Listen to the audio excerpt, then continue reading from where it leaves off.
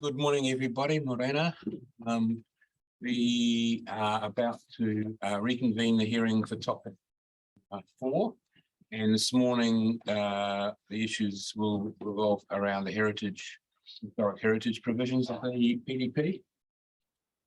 On our agenda this morning, first up, we will have the reporting planners just talk to their report and answer any questions from the panel. At 9 o'clock, we are expecting an online presence from the Hawke's Bay District Health Board.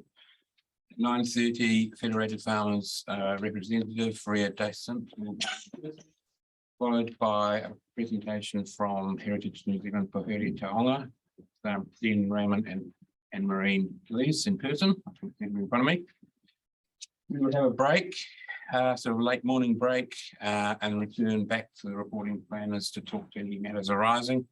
Answer any further questions, and we expect to adjourn the hearing by middle of the day today. So it's the usual story around the running of hearings in terms of there's no questions of cross-examination. People can have their phones and computers on silent, please. Great. So you're just checking your zone.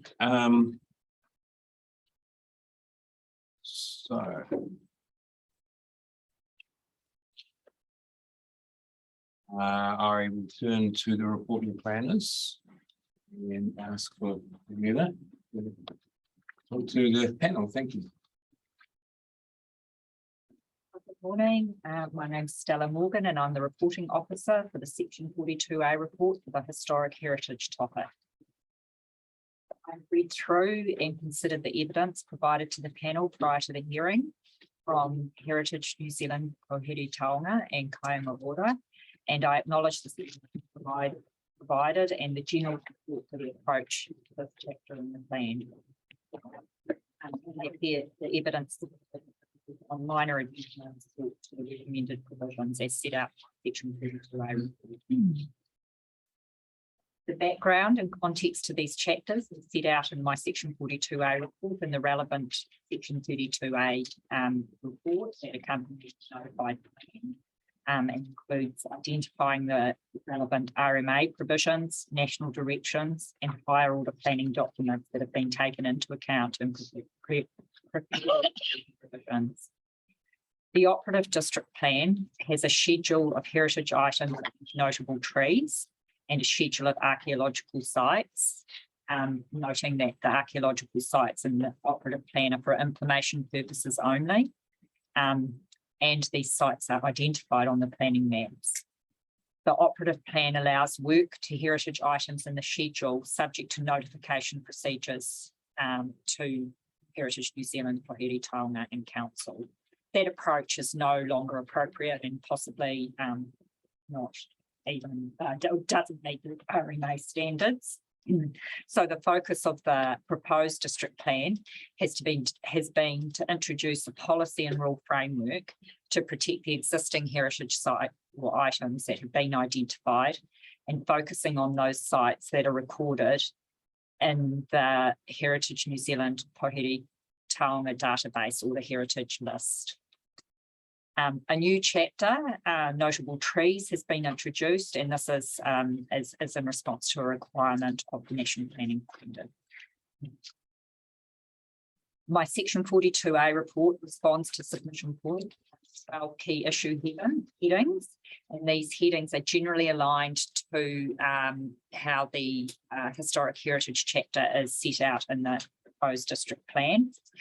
There is one matter that flows through the provisions of the plan, and that's in relation to the issue of heritage setting. I've dealt with that separately. I've also addressed the submission point from Heritage New Zealand from HNZPT on fines, and some specific matters raised in relation to subdivisions. So I've also addressed those in my Section 42A report. Just now turning to matters raised in evidence by HNZPT, and I note that they have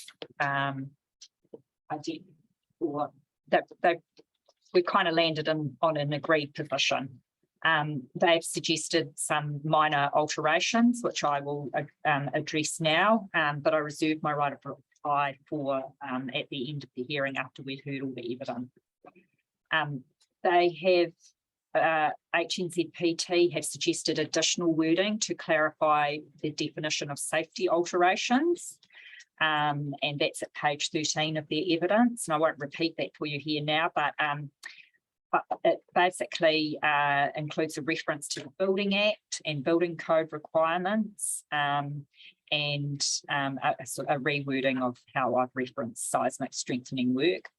I consider that as in my analysis, you'll see that we've referenced the Building Act 2004 and the building code requirements, and that's implicit in the amendments that I've recommended to Rule HHR3. I consider this additional wording is appropriate and will provide greater clarification for the Commission. In terms of heritage setting, HNZPT's position is that it's important to protect heritage settings as well as the buildings themselves, and have provided a specific example of Moana Station to demonstrate this. In the absence, the council's position, or in drafting the plan in terms of settings, is that the rule framework itself is completely new for the district, and focus has been protecting the item in the first instance, and the plan doesn't go as far as protecting settings at this stage. Heritage New Zealand have accepted, while it's not their preferred position, they've accepted this position, but have suggested reference to surroundings, and made a couple of recommendations where we could include reference to that, mainly being in policy 3 and assessment matter 2.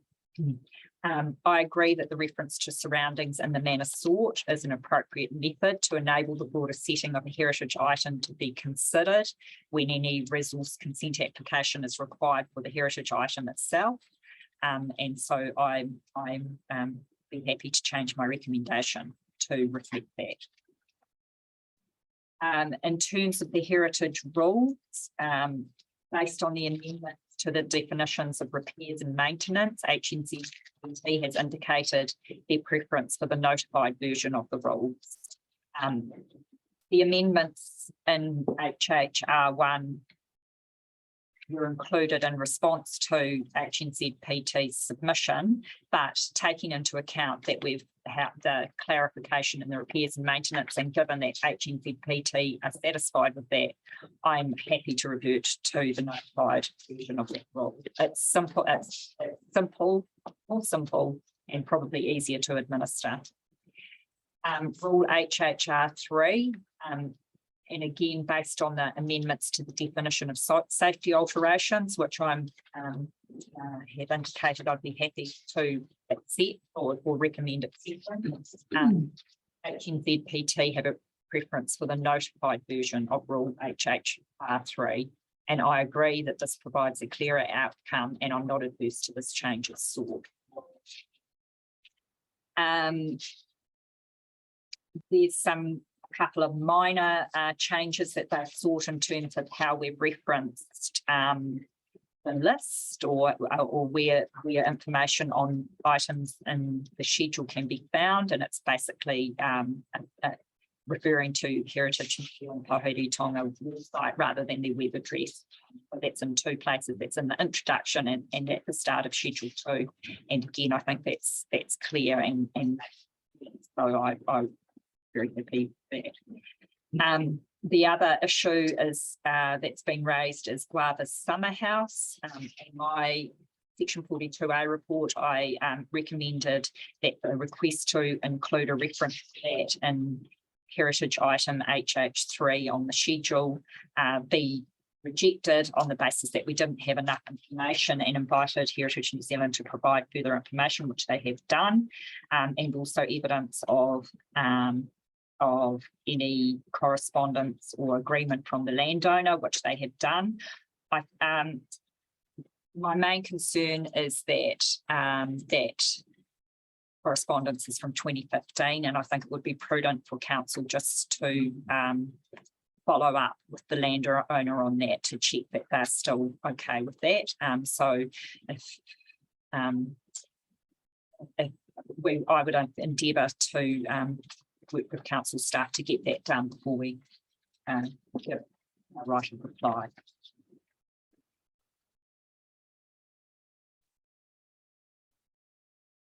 So turning to Kāinga Ora's written evidence, they have two key points. One in relation to how we've introduced an uncategorised items reference in rules HHR 4, HHR 5 and HHR 6, and the other to do with the use of the term heritage character. So in terms of their concern with the term uncategorised heritage items is that may open it to items that are outside the list. I consider the rule headings for each of these rules that specifically references heritage items in sheet 2 is sufficiently clear, and so I don't agree with them on that point. I don't think it's a matter of taking out that little clause or that subheading. It sits under that clearly identified over the rule name, which clearly references items in Schedule HHG2. So I don't agree with that point they've raised in the evidence.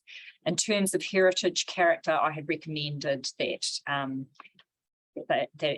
we rejected their request to reference to character, and as I didn't really understand where Kāinga Ora were coming from, they've come back with an alternative, and I'm quite happy with that alternative, which is to reference heritage values in Objective 1, and then in Historic Heritage Assessment Matter 2, they've also requested that we change to heritage values, the reference just to heritage values. I'm happy with that, and introduce the words forms, materials and heating of the building. I don't have an issue with that, but I think it'd be good to just check that with Heritage New Zealand, that those words correctly reflect what we're trying to achieve.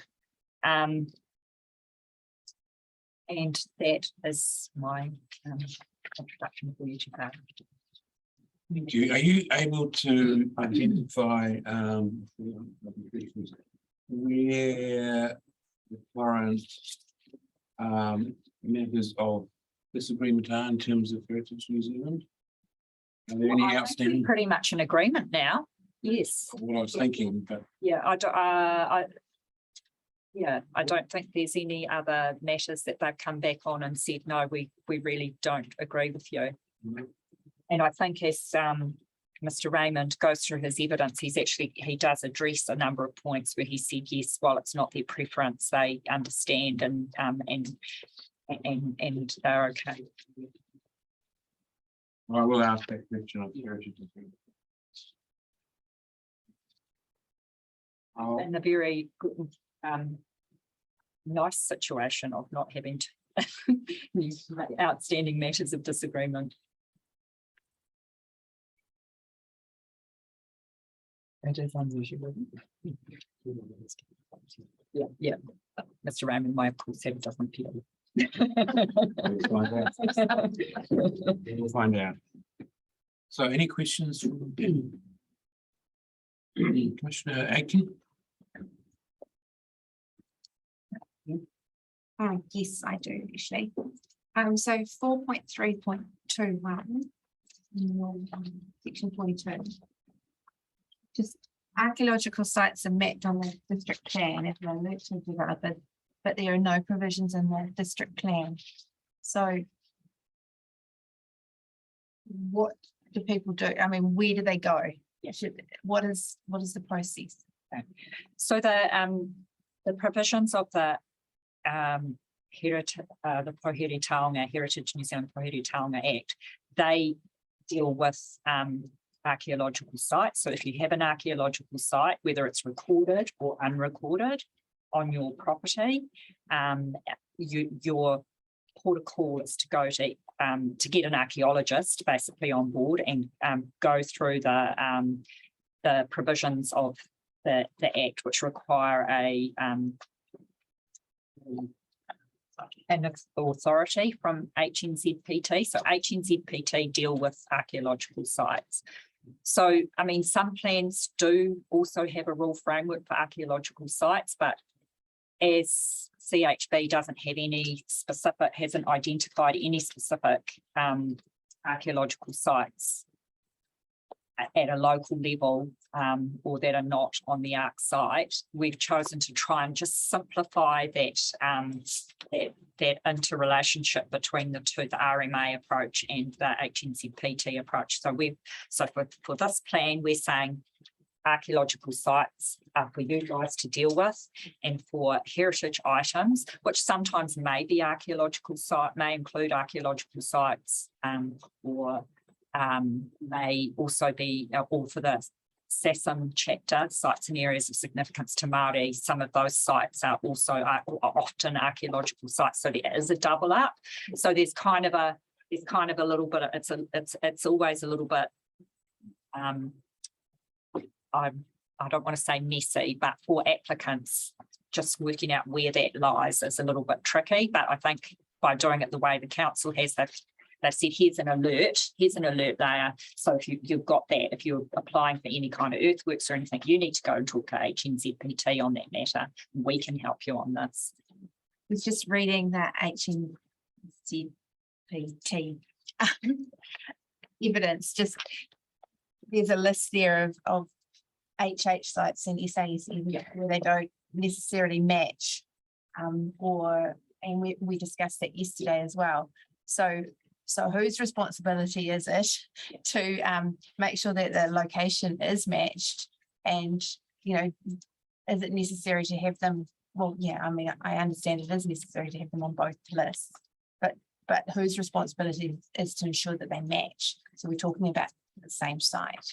Yeah, so when I think that's a piece of work that needs to be done. So if they're listed on the schedule, my view would be is that we need to know where they are.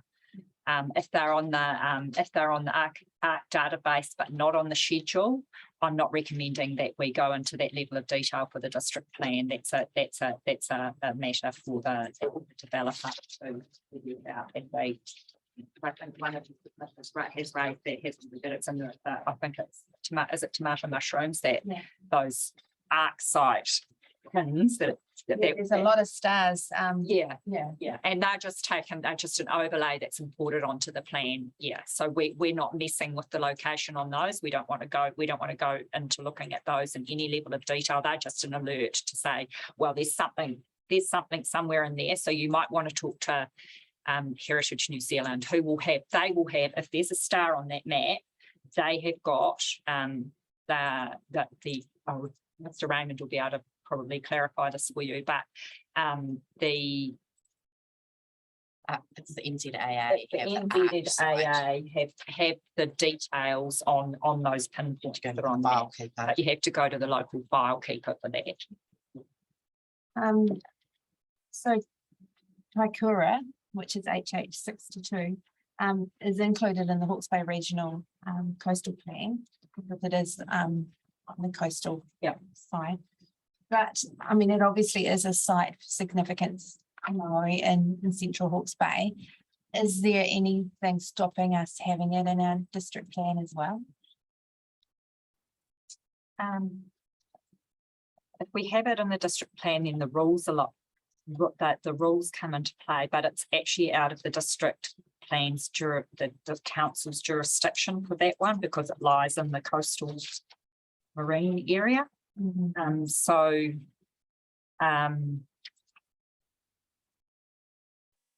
I don't know how we don't kind of have another alert layer for other things that are important, but that are not, I mean, yeah. So then you talk about HH69, which, you know, because of climate change could move into the district plan. So, yeah.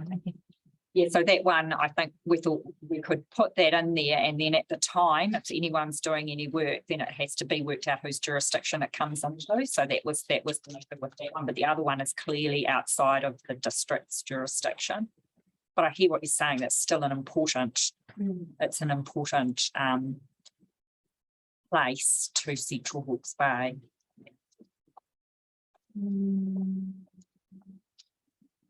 Just on 11.3.3, a small number of buildings were not transferred from the operative plan to the PDP.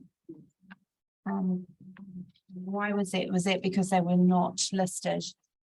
Well, we had Elizabeth Pishy, who's an archaeologist and heritage specialist, check the list, and she took the approach of just transferring those that were identified on the heritage list. The other ones we either didn't have a lot of information about, or I'd have to actually just have a look at, I can pull up those ones that were dropped off the list if that's helpful for you. Yeah, that would be helpful, because, you know, that's the thing, is it because people haven't done enough research, or, you know, or they haven't been, I mean, what is the process to be put onto the the HNZPT site? Well, that's probably a better question for HNZPT, but to come onto the heritage schedule at this stage, we've relied on all that on being on the list, but other councils have done their own heritage, have listed their own heritage items, like items that might be more local significance that don't meet the threshold tests for the heritage list. For example, Hastings done a lot of work on buildings in the CBD, and so there are a whole number of additional buildings.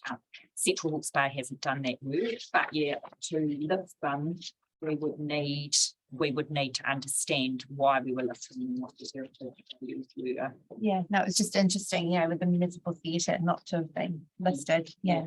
Okay. Almost there. That's right. So there is a number of privately owned heritage buildings on the list. So you recommended the railway stations obviously don't go on there because they are privately owned. But is there a process to approach those owners? Yeah, and that would be somewhere, and I think that's where Heritage New Zealand would love to see CHB do, and so that would be a matter of doing the work on those buildings and working with the landowner. Yeah. And one final question, I think, is regarding the CHB municipal theatre. You recommend that be listed, but Porongo Hall not so. But both of them are actually owned by the Central Hawke's Bay District Council. So just the reasoning behind not Porongo Hall over Central Bay Municipal Theatre. So my understanding, I'm not, and correct me if I'm wrong, is that the Porongo Hall, the land may be owned by council, but I think I've popped it in there. I'd have to have a look. But the building may be owned by the hall committee. No. To council hall. Sorry, council hall. Well, I checked up on that. Yeah, I don't know. I don't know if it's owned by. What have I written in there? We did check that, didn't we, Tiffany? Just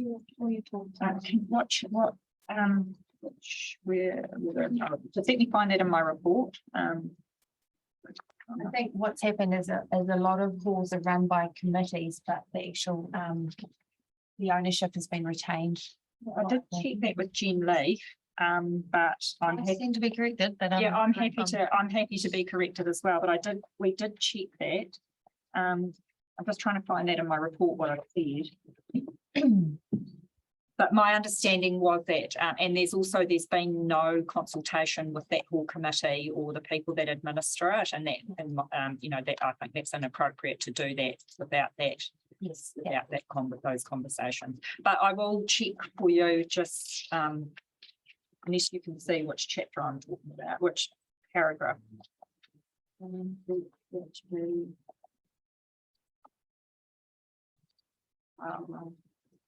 I'm just wondering whether there's actually other community halls in Central Hawke's Bay that perhaps should be. Look, there's undoubtedly probably other buildings. So the conservation plan that I've referred to, which I've seen a copy of, confirms that the land is owned by CHBDC and the building is managed by a hall committee. So that's not particularly clear as to whether they own the hall committee. Yeah. It would be like the Otani Hall, which is owned by the council but managed by a hall committee. And Takabo and. Yeah, so there hasn't been any communication with those hall committees on that, but whereas with the theatre here, that's like the council. Not managed by a hall committee, it's managed by council. Council could make that decision. Yeah. No, that's me, thank you. Okay, thank you. Oh, if I could just add, sorry, the one thing is that and that also was on the list before, and the Porongahau, that hall hasn't been on the schedule before, whereas the Porongahau one hasn't been on the schedule before. So that's sort of another difference in my mind.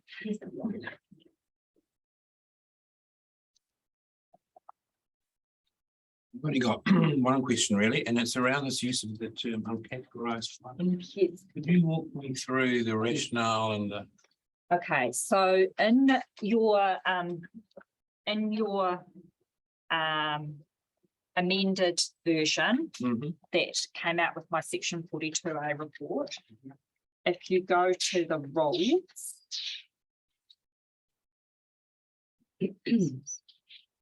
you'll see that term pops up in rule HR3, HHR3, HHR4, 5 and 6.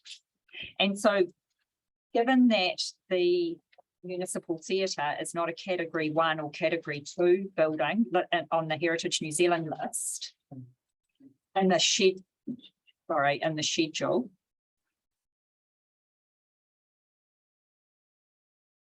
we've had to include reference to uncategorized buildings, basically, or Not categorized, excuse me. They're not categorized by the council in the district plan. They're not categorized by HZ. so The schedule refers to the heritage list categorization. if you refer to the schedule list, and so the heading, it talks about heritage items identified in HH Shed 2. And then the sub rule is category 2 heritage items. So that's a reference in the schedule, but we also want that rule to apply to the theatre. So we've had to be able to include it. And if council adds other buildings that are not category 2 or category 1, we need to have a way to refer to them in the rule. So it's just a reference at this stage that those rules will apply to buildings that are on the schedule that don't have a category 2, in this case, don't have a category 2, because we're trying to differentiate between category 2 and category 1.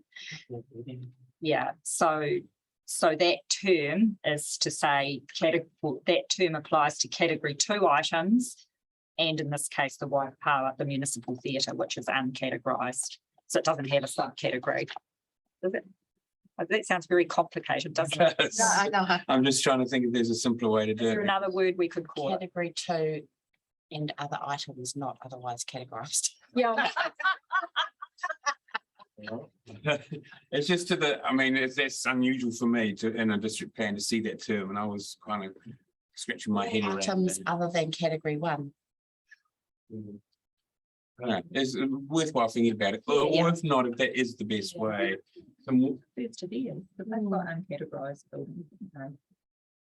But they might call them, they might give them their own category names. They might have a category 3.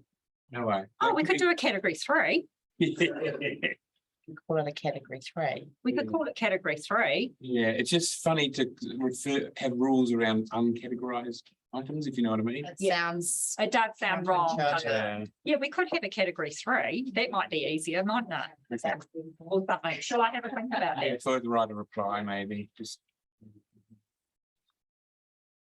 Makes perfect sense to me. Well, yeah, Hastings may have nailed it, so.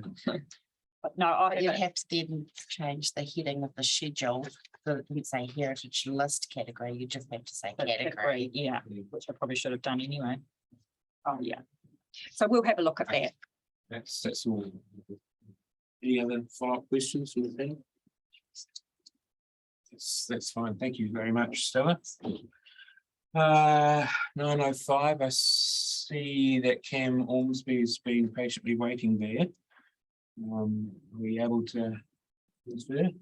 So can we read the board's submission? Word up.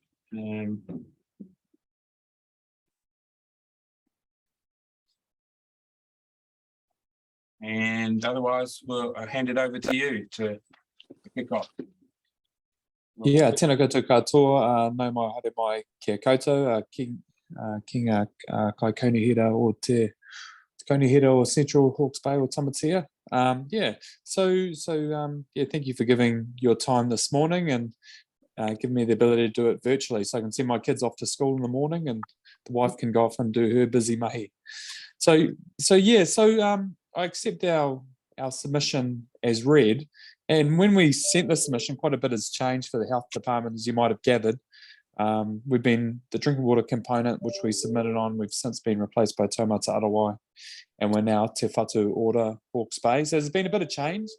Our submission was probably written to the degree that we were heavily involved, particularly with drinking water.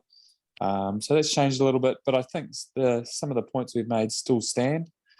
I think in principle, really, really supportive of your guys' district plan. We think it's very progressive and to be, well encouraged.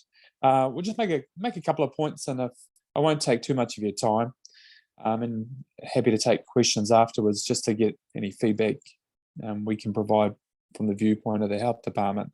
So just for context, my role is as a health protection officer.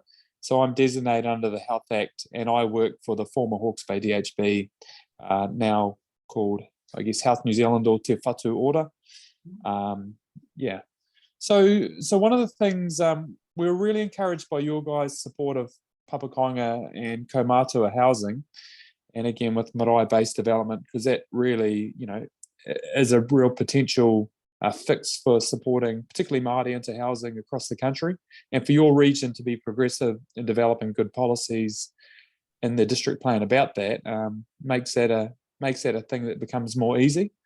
One thing we just were asking just to be, I guess, more strengthened was about some of the wording around drinking water systems. I think there was wording that Papakainga or a residential unit should have a domestic water storage tank where a public water reticulation is not available. And we felt that it would just be worth really boosting that up to really refer to how the Taumata Arawai and the drinking water, it's called the drinking water, used to call the water services, the water services bill talks about water supplies having to meet acceptable solutions.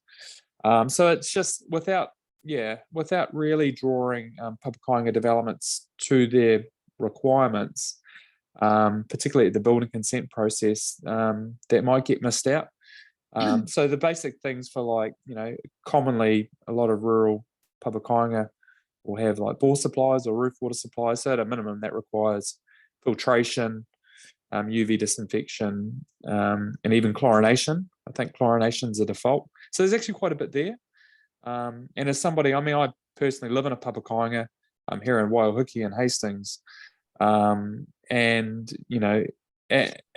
drinking water system has filtration UV, but it doesn't meet the new standards, which is a bit of a bugbear. So if we were to do this again, it'd be really good to have a clear direction of what we need to do to be compliant. Taumata Arawai can, it's an offshoot sort of government agency when you're trying to build a house, and probably not, you want to get through the building assessor and the Building Act side first. So it might just be missed. There's good people in and around doing that development in Hawke's Bay, so hopefully not, but you just want to future-proof it. So yeah. Another thing we mentioned, which we're not going to die in the ditch over, is just trying to be progressive and promote development that doesn't depend on cars. One of the things we talked about was just the minimum requirements of 30 square meters, which is 2 car parks. I know nationally for the main cities, I think the Ministry for the Environment has aimed to move this away. I know in the likes of Waipawa and Waipukaro and Takapo, where most of Māori land is zoned, which is applicable to Papukainga, you probably do need a car, but looking forward in the future, you might not. So yeah, the restrictions of car parking, so we're not going to die in the ditch over that. But again, trying to be progressive in a degree, and trying to look forward to a world without cars that has a low carbon future. Then we just thought that's something you guys should consider and weigh. We've got a keen to really fully supportive of you guys ecosystems and Indigenous biodiversity initiatives in your district plan, which are really great. I guess it's that balance act between what the regional council can do around water allocation and what you guys permit with land development and I guess clearing. We just the few remnant forests that are in Hawke's Bay are, they're very valuable. So if you guys can do some mental gymnastics to figure out how you can support the district plan and strengthen it over and above what you already have, so that our wetlands aren't being drained unnecessarily and existing remnant bushes maintained. I think we talk about I'm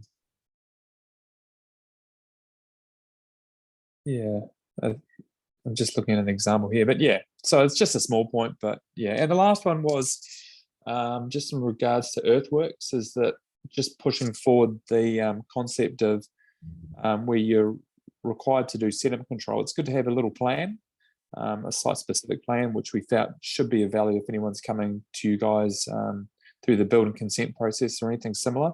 And the idea of what a sediment control plan would have, it would just have a one pager maybe that just tells simple things, such as how you're going to manage sediment, what sort of bunds and traps you're going to have, where you're going to place them, and how you're going to restore the site so you're locking silt into the ground.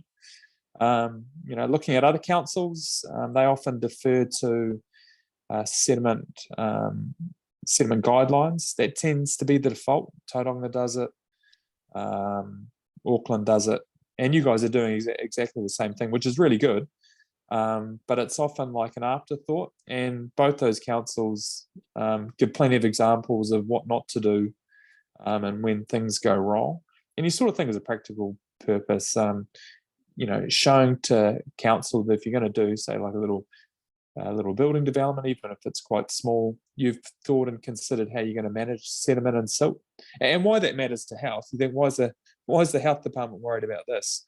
And we're worried about it probably more, and again, that integrated viewpoint of we're wanting less sediment running into waterways, smothering ecosystems, because often you get other contaminants that bind to sediments, such as nutrients and fecal bacteria and the likes.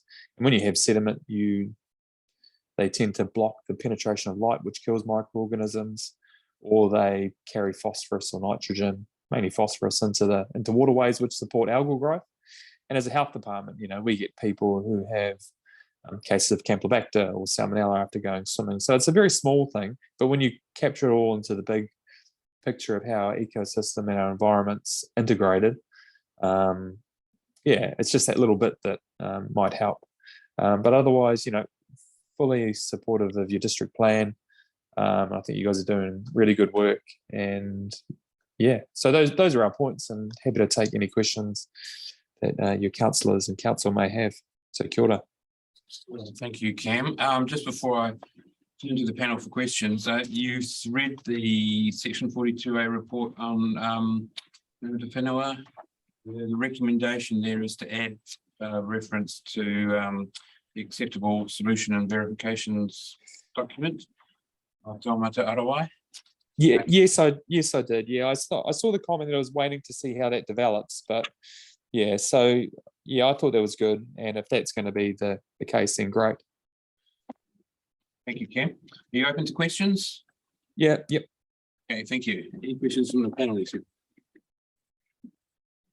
No? Commissioner Long? Well, I can, Kia ora. just on the Taumata Arawai point, and just to acknowledge, I'm on the Taumata Arawai board and on Te Puna. So very heavily involved in this process.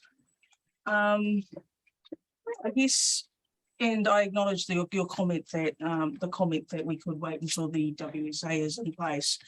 But and I'm also acknowledging that a number of councils are wrestling with how to incorporate it into their plans, but I do observe that the approach proposed has the potential to lock Papakainga, like yourself, the one you're in, into non-compliance. Whereas under the WSA, acceptable solutions verification methods are verification methods are actually an option. They're not a requirement. The alternative and primary requirement is actually to have a water safety plan. So I'm just mindful that if we take the approach that you're suggesting, we're actually locking Papakainga out of the option of actually having a more nuanced option through a water safety plan. What are your thoughts on that? Oh, yeah, I mean, again, where drinking water reform was going was that treatment was going to be the sort of the principal step as one of the multi-barrier approaches. So I'd be very surprised if a water safety plan would get passed without an acceptable solution as a degree, because I guess an acceptable solution is a minimum degree of treatment. So to have a water supply that is untreated is, yeah. So I mean, we're fairly flexible about the wording, and you're dead right. We want your district plan policies and rules to be in step with, I guess, enactments. And so I think probably the main point, while we've said go down that acceptable solution and verification method, it might be better to adopt more appropriate wording that I guess draws that water supply must meet the minimum standards of the Drinking Water or the Water Services Act and the drinking water standards that fall under that, or wording to an effect. Yeah. I think the key point is that we probably need to wait. I would suggest, from my perspective, that anything that, by the nature of legislation, traps them into non-compliance when there's a potential. Yeah. But we can, I take the point of, I think the reporting officer of waiting to see what comes of the legislation. I just wanted to observe that there are other options. That was sort of my key point. I mean, even if it was just like instruction notes for your council officers, the need to be aware of those regulatory functions. I mean, because again, coming back to our Papakainga, we do.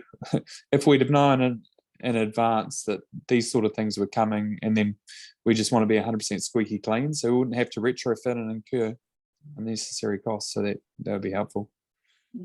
I think whether it's Papakainga or suppliers, so they're going to go through this process.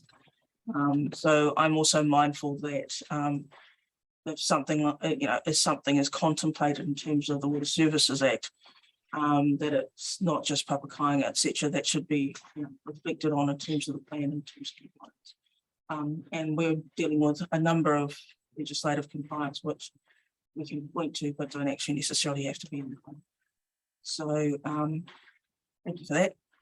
Just wanted to make that observation. Yeah, good. And just to follow up on that point, I'm always a little bit hesitant to put into a district plan reference to the codes or whatever that may change. And are under consultation at the moment. Yeah. So I am thinking whether there can be a more generic reference to something by the drinking water regulator, Taumata, or something that sort of avoids outdating the plan before it gets going. And there's also the reality, which is Taumata is contemplating providing some advice to councils about how these sort of things could be applied in plans. They're very aware that councils are trying to wrap their heads around it now in terms of things. So just putting it to the side, and go and have a conversation internally, that we can look at it. What the WSA is going to say. And some guidance from Taumata. Well, that point is going to be kept open during the course of the hearing, so we may land a different approach to the ultimate issue. Any other questions? Mr. Ormsby? Okay, that's all the questions I have, Cam. So thank you for your time and patience and your attendance and willingness to answer questions. Wish you all the rest for the rest of your day. Yeah, kia ora koutou, and good luck with the rest of the day as well. Thank you.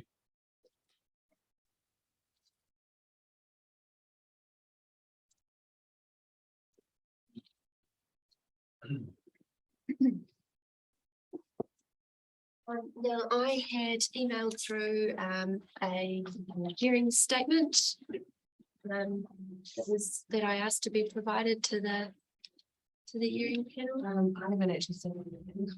Oh, really? I was looking. Oh, that's unusual. Yeah, it is unusual. Are you thinking something? Yeah. I sent it through late last night.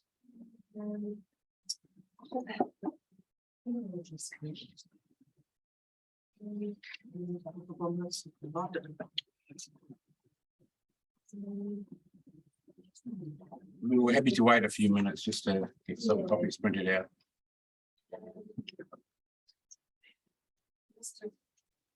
Must have sent it through.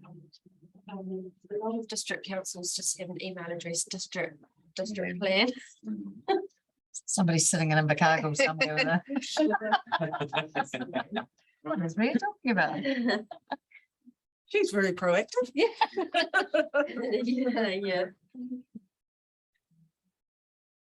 Yeah. Let me try again then.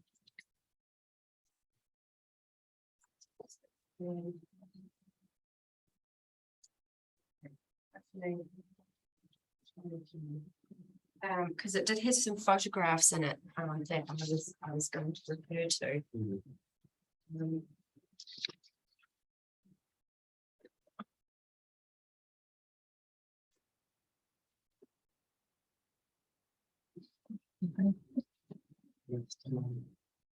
In your sample.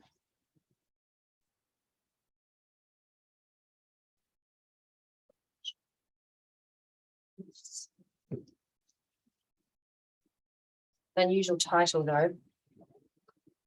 With needs and central come through. It is the heritage statement.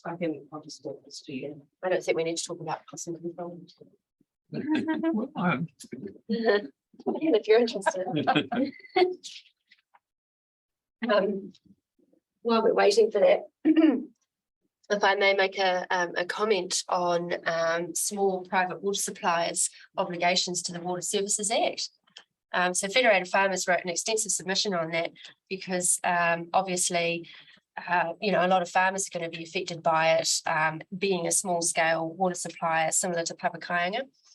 And it was my understanding that small privates had three choices. They could either do quality assurance, they could choose an acceptable solution, or they could do the water safety plan route. So it was, Federated Farmers favoured all three options being available and open to small private water suppliers, so they could pick the solution or the compliance pathway that best suits the particular water supply. So I wouldn't want to see a district plan removing any of the options that they might like to choose from.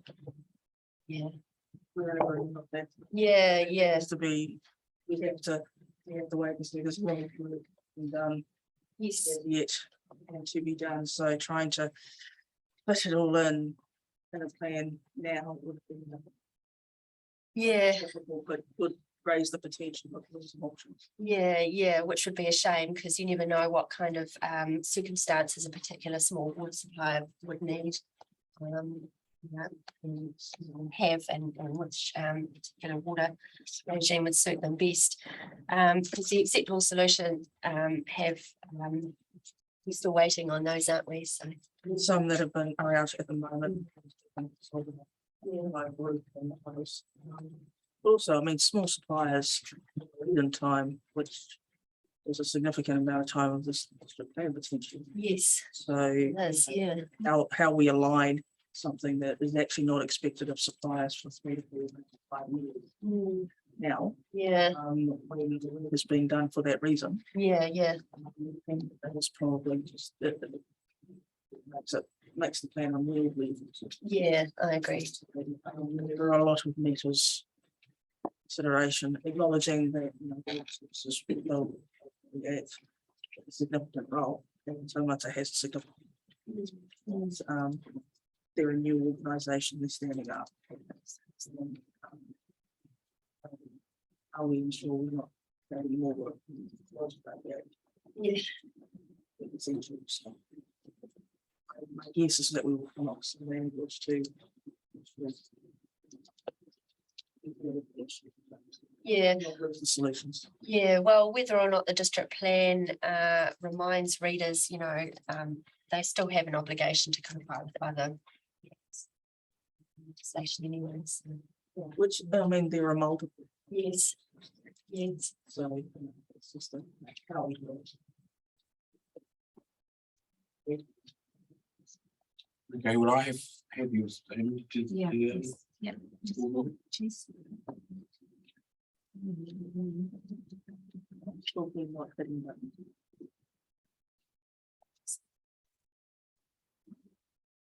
But you might just want to start on the sort of this part. People will catch up.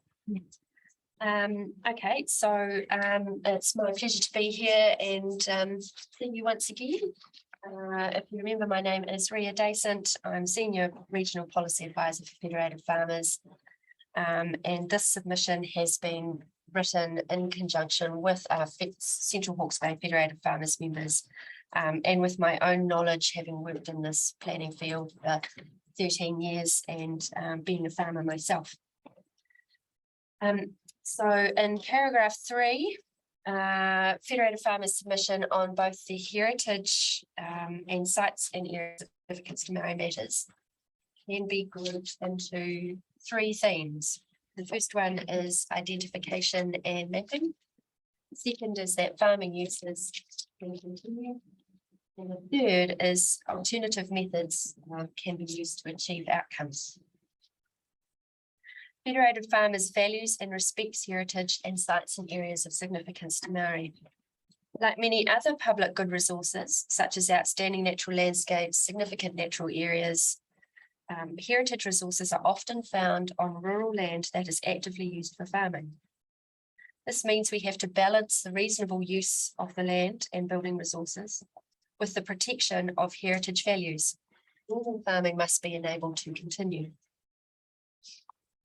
We support the concept of listing heritage items in Schedule 2 and sites in Schedule 3 and associated mapping. This allows the landowners and other resource users to clearly see where sites are in relation to their properties and find further information about the sites in the schedules. Clear and accurate information is vital for the schedules and maps to be fit for purpose. Farmers need good quality information so they can manage their activities around the site and avoid damage. Evidence is needed before a site is identified, as the regulatory consequences need to be justified. However, some of the mapping and schedule listings are inaccurate or incomplete. It's the council's responsibility to ensure identification of special sites in its district plan are precise and correct.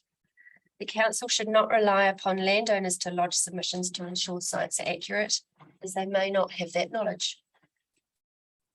I use some examples below to demonstrate where the information is either incomplete or the mapping is inaccurate, but the onus falls on the council to ensure that all sites are correct.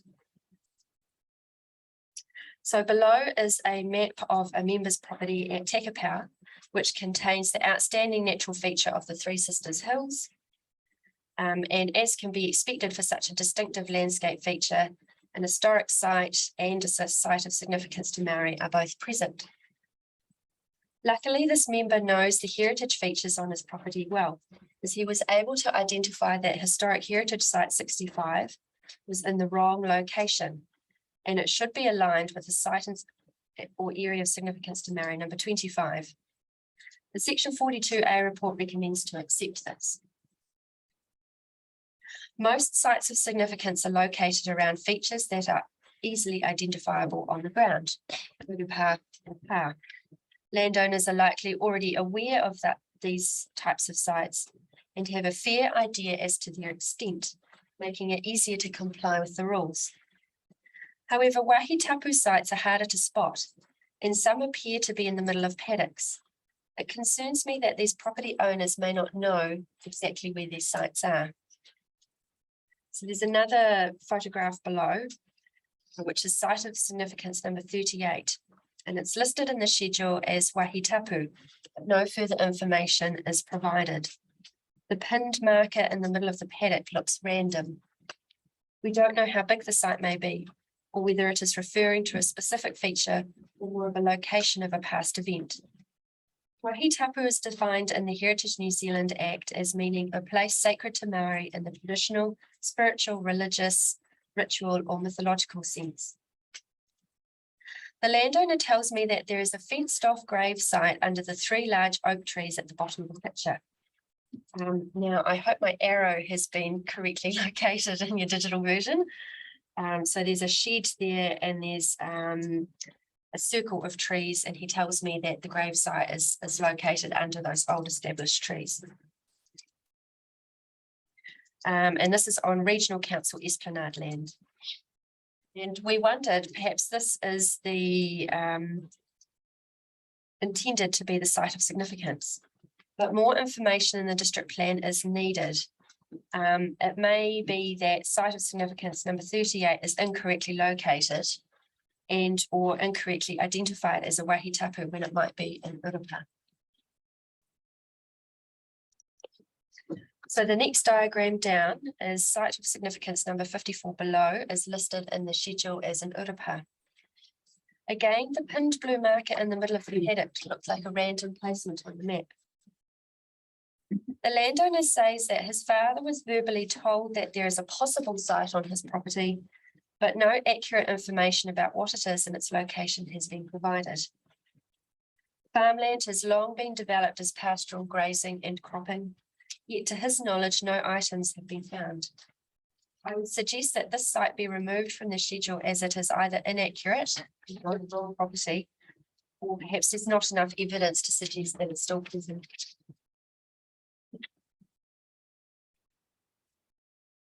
The next one down, it appears that the Urupa listed as site of significance number 55 below needs to be realigned on the map to its correct position. This is a clearly defined site, so it's easier to look after and manage activities around. In order to comply with sites of significance regulations, landowners must have confidence as to the location and the extent of the site on their property. So my next theme is about existing land uses or existing uses to continue. Federated Farmers submitted that existing uses must be enabled to continue, both in the Historic Heritage chapter and in the Sites and Areas of Significance to Maori chapter. We are pleased that the Section 42A report recommends to accept our submission to add a new objective specific to heritage buildings to this effect, which is to promote the continued use of heritage buildings in the district, where this encourages their retention, restoration, and maintenance. However, we also sought that primary production activities on existing farms also continue in sites of significance. Being able to maintain and repair farm fencing is vitally important to farmers. Replacing broken posts is necessary for fence integrity. Posts need to be embedded into the soil at a depth to withstand the strain of the taut wires. A fence with a broken post will leak livestock. The permitted status of Rule 4 for maintenance of existing farm fences and farm tracks within sites of significance is supported. Grazing is an activity that is already occurring on many sites and will have existing use rights. Hori Power on the Three Sisters Hills example. The Department of Conservation Guide discusses stock grazing as a method that can be positive for site maintenance, keeping grass short and preventing weeds and shrubs from becoming established. Cultivation will also be occurring, and this will only disturb the top layer of soil as cultivation is done using discs or tines to work the top 20 to 40 centimetres of soil. Harrowing or direct drilling methods which work the top 5 to 10 centimetres. If it has already been occurring as part of an existing farm, then it must be allowed to continue. It's likely that effects would have occurred decades ago when mechanical cultivation first appeared in New Zealand, and people were then less knowledgeable about sites of significance. If the site of significance is more about the location rather than being a physical feature, adverse effects of existing farm activities will be limited. My next theme is about alternative methods to rules. I think there is a bit of an information vacuum for sites of significance in the district plan that the district plan needs to address in the methods section. Heritage New Zealand has information pamphlets for archaeological sites, but these are not farmer or landowner focused and quite rare. Unless there is an accompanying archaeological site, sites of significance to Maori do not come under the jurisdiction of Heritage New Zealand, but rather the local tangata whenua. I appreciate that printed educational material will be a challenge for them to produce. So therefore, the council must fill this gap and make the connection between the person who owns the property and the tangata whenua who have a significant site on that property.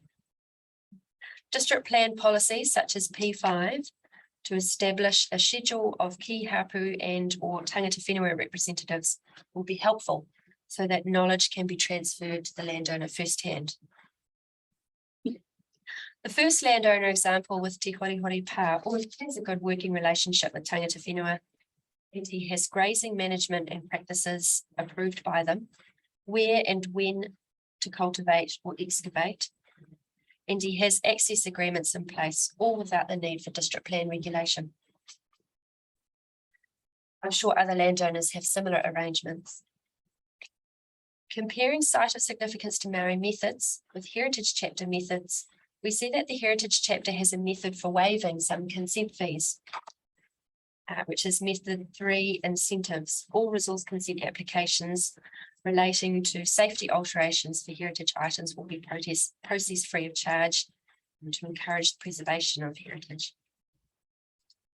And then there's heritage method 2 for education, advocacy and information sharing, working with Heritage New Zealand, local historical societies and tangata whenua to promote public awareness of the importance of heritage values, supporting applications to the National Heritage Preservation Incentive Fund for the conservation of significant heritage places and private ownership, and then providing public education and information about heritage items in the district.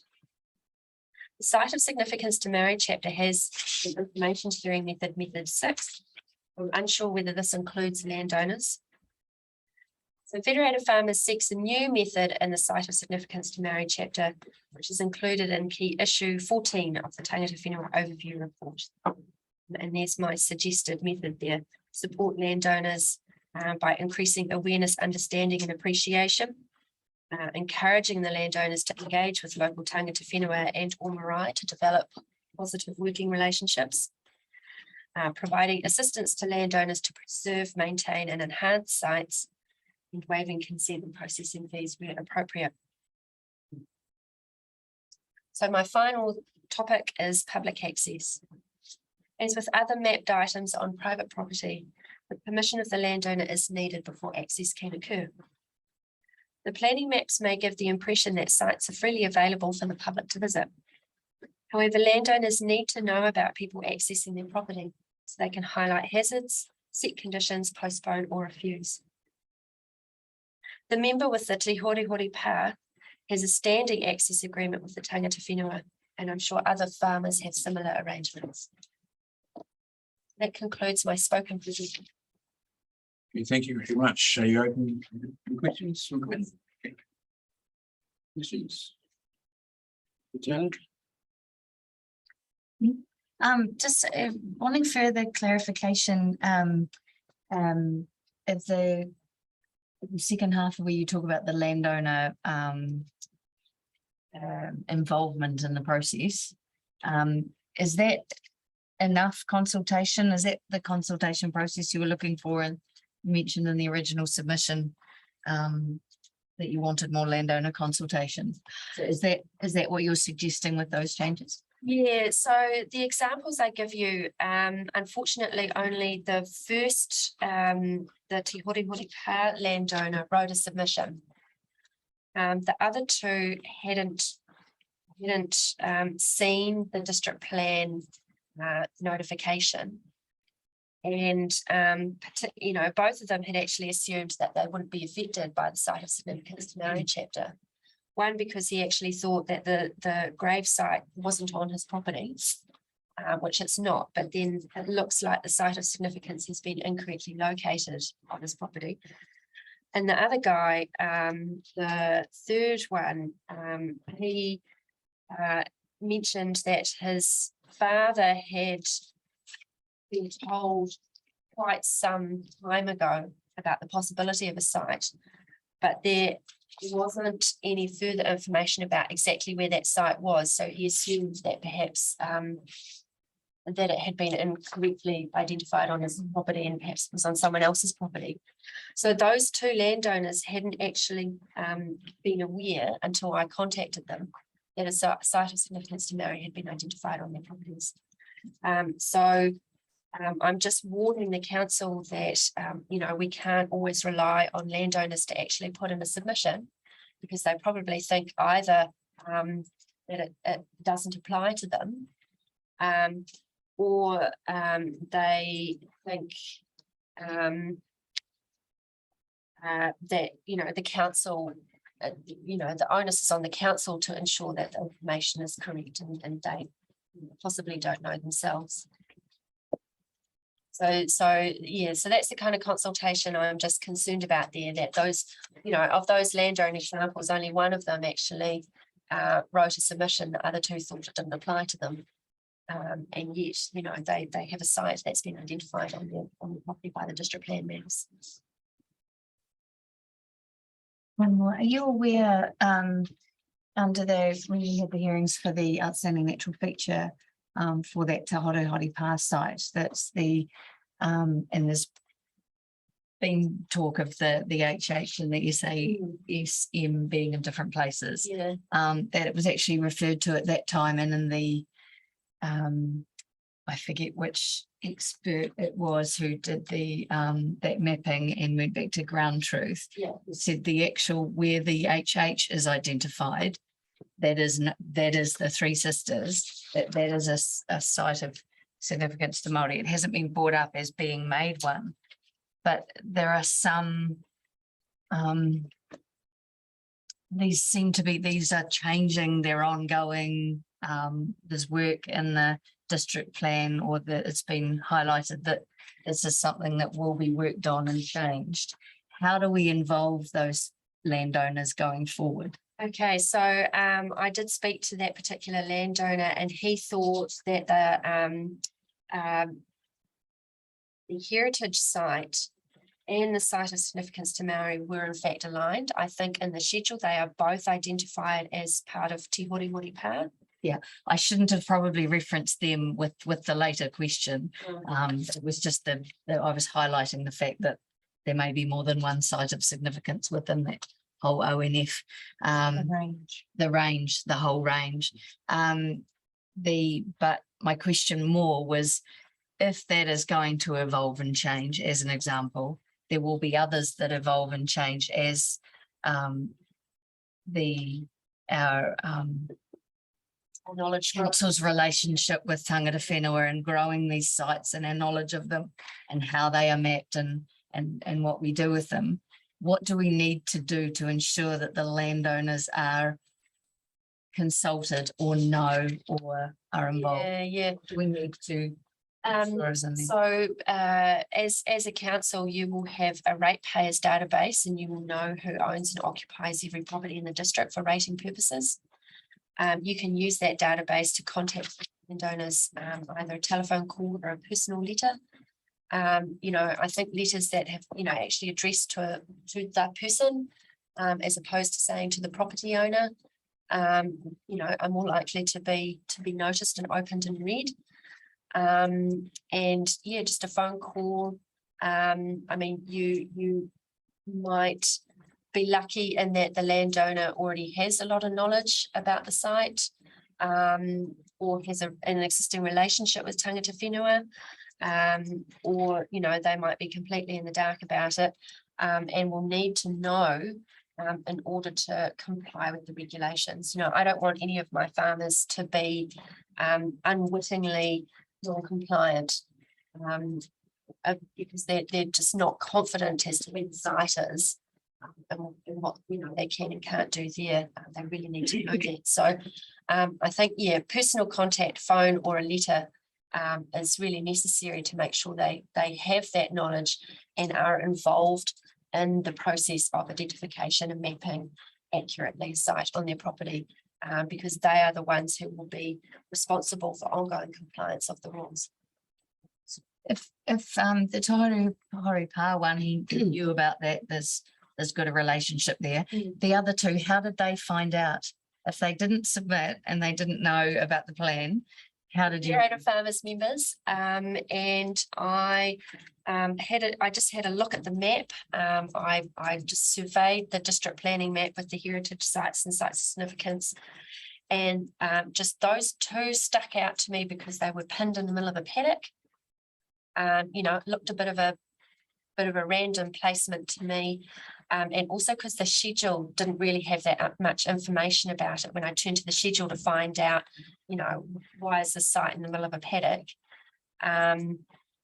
So it was just luck, the luck of the draw that they were just the couple of examples that caught my eye. The others, at the beginning of the presentation, I have mentioned that we can't rely on the landowners to have the knowledge. There were quite a big, at the bottom end of the schedule, there were quite a lot which only had very slight information.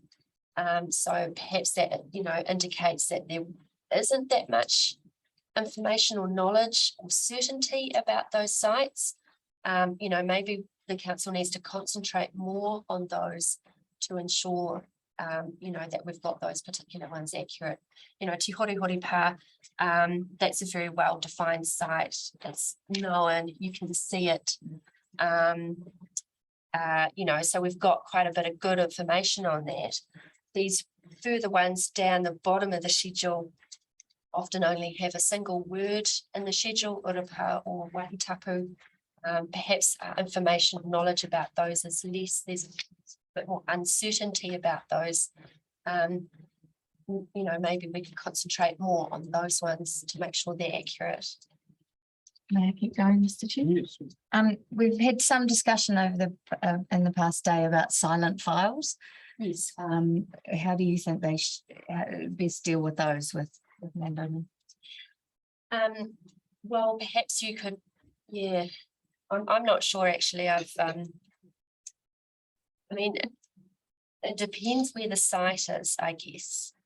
If it's in an area that's not actively used for farming, the landowner perhaps only needs to know a general location. If it is an area that's used for farming, the landowner will need to know so they can perhaps fence it off maybe, or adjust their activities around it. So I guess that's just something you can deal with on a case by case basis.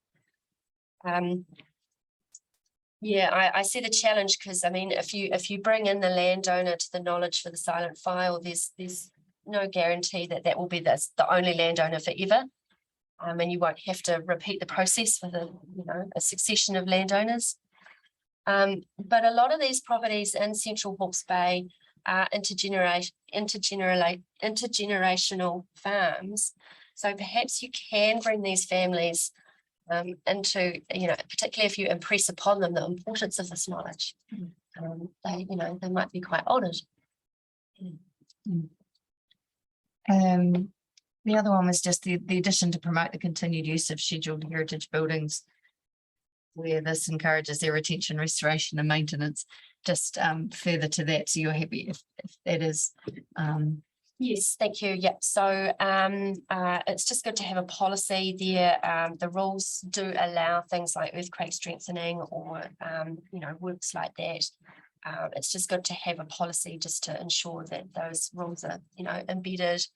And there were a few heritage buildings that were still used for by farmers, wool sheds, houses.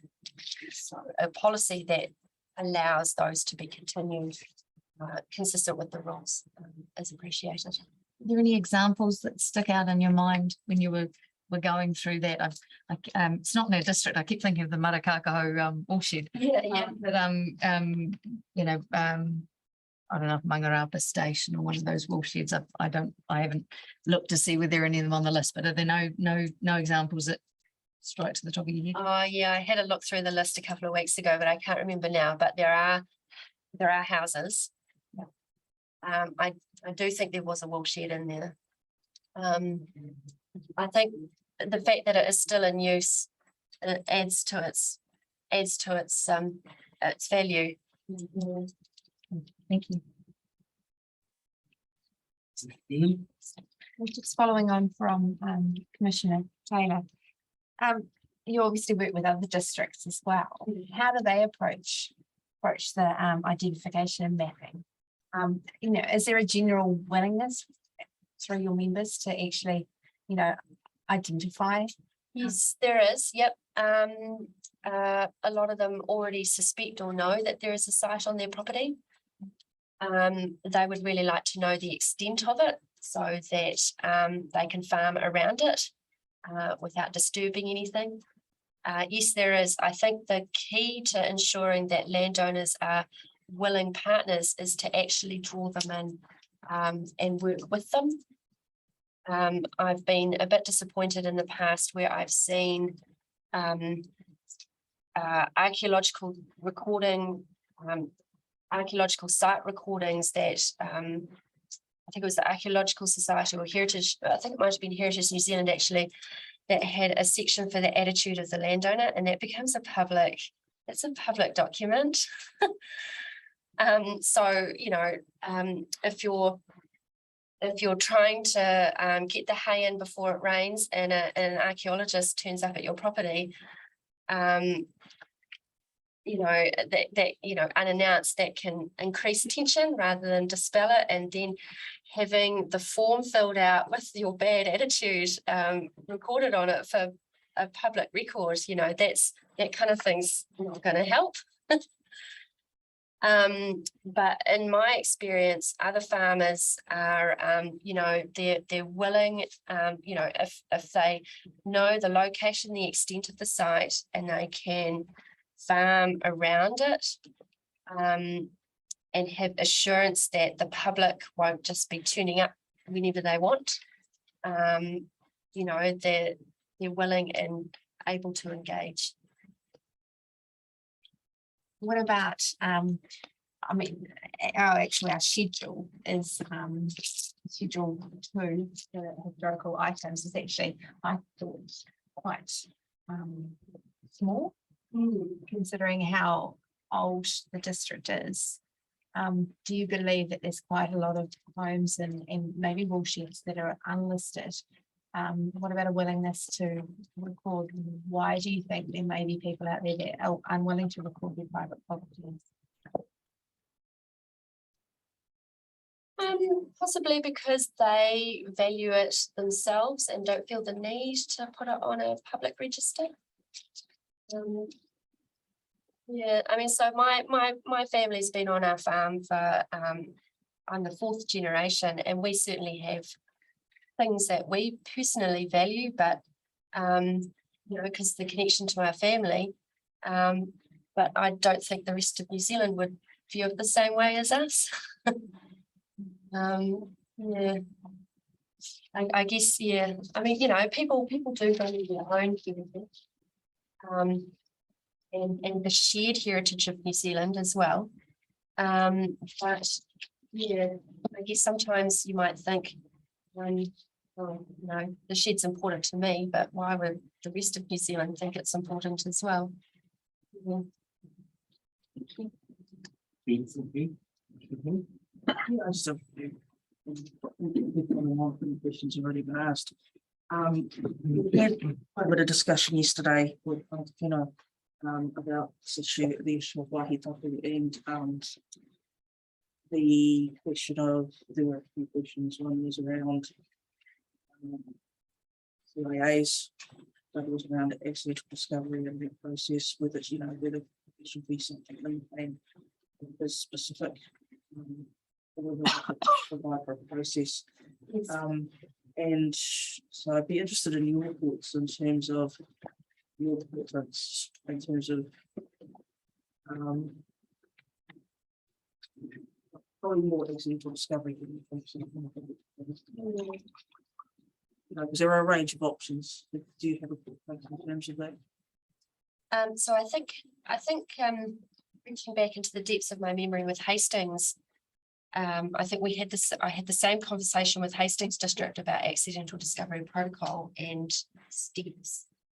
I think they might have put it in their district plan or perhaps referred to something else. But there's, you know, when I had a look, I even rang up your next submitter actually from Heritage New Zealand to ask what kind of information they had specific to farmers or landowners. And the pamphlet that he provided me was very general and brief. So I think having, you know, you can have a pretty good idea about perhaps where sites may be because you have already identified sites in the schedules. Maybe when you approach the landowners, providing them with a copy of, you know, a booklet with accidental discovery protocol and steps and methods to that particular landowner, and assuring them that you know, there's a actual process here, because I guess the concern is that it's an unknown at the moment. People don't know what happens, and so if there's an actual process in place that they can participate in, I think that might provide a lot of assurance. And if you actually provide that to them, then they can for the day that it might happen, particularly if there's a list of perhaps tangata whenua or council people that they can ring and talk to, would be useful as well, particularly if they're local. I think that would be really helpful as well. And so I know it, you know, as I mentioned before, it would be a challenge for tangata whenua to provide material like that. You know, perhaps in Heritage New Zealand doesn't really have anything either. So maybe the council can put together something and provide it to landowners.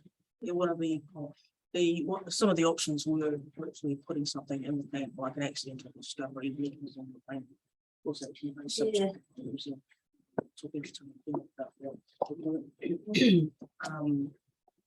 guess that could be done, and then also provide a copy to the landowners so they have it on hand. I mean, that's one way to discuss. Another was around just literally processes for inclusion and removal of sites. And so just taking in your submission, I thought I might just ask you a few questions just generally, because there isn't, correct me if I'm wrong, Stella, but there isn't a specific process at the moment reflected in this about putting in and removing sites of significance. Do you have a specific process in the plan at the moment? Will include, I mean, For identification. for inclusion or. New sites, you had to follow the Schedule 1 process. Yeah, that's what I thought. So. Just from a nuanced point of view. Because this conversation will have what they'd like to see. Just noting in your submission, you commented about evidence and. What level are you talking about? The lawyer in me thinks evidence, and I'm thinking discovery and Yeah, things. But for tangata whenua, and again, the courts acknowledge this as well.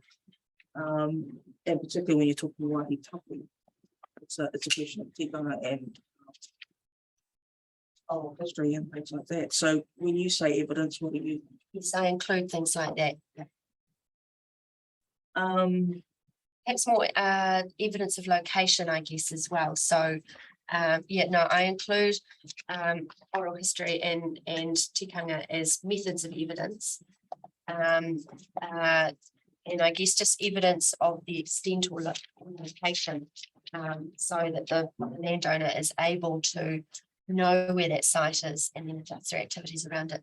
But yes, I include oral as part of that evidence. and I do note that certainly from the conversations we had, there was an acknowledgement of old relationships with landowners. But also there was an acknowledgement that part of the reason sites are either not identified or, in my thinking, probably not the extent of them, it was around access, being able to actually get to the site and understand all the sites and understand what's been done, over the generations, whether the site's still there and the extent.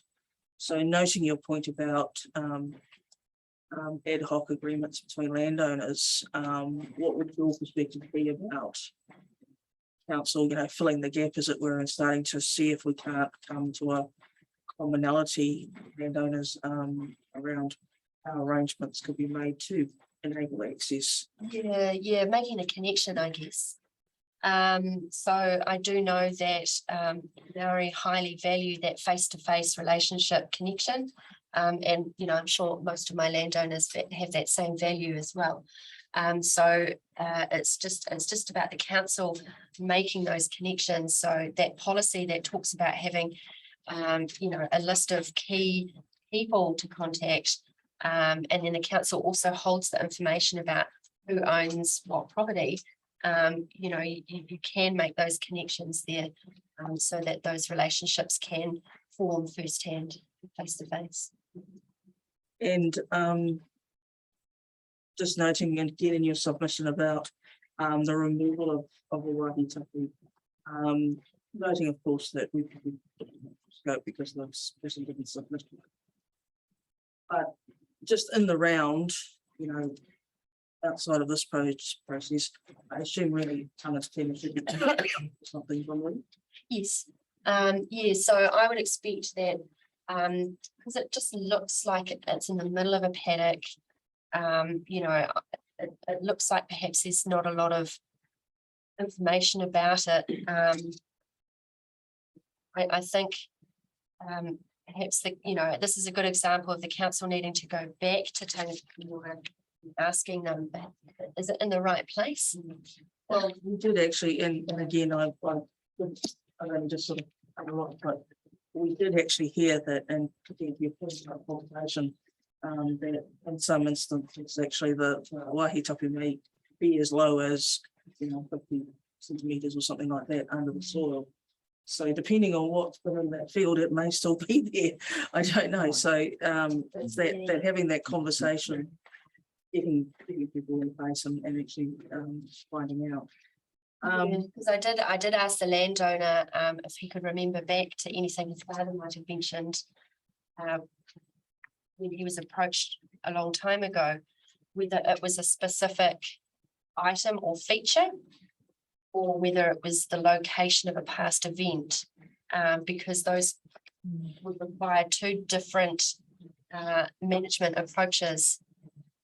So he was unable to tell me, so he, what I have conveyed to you about that site, and the extent of the landowner's knowledge on it.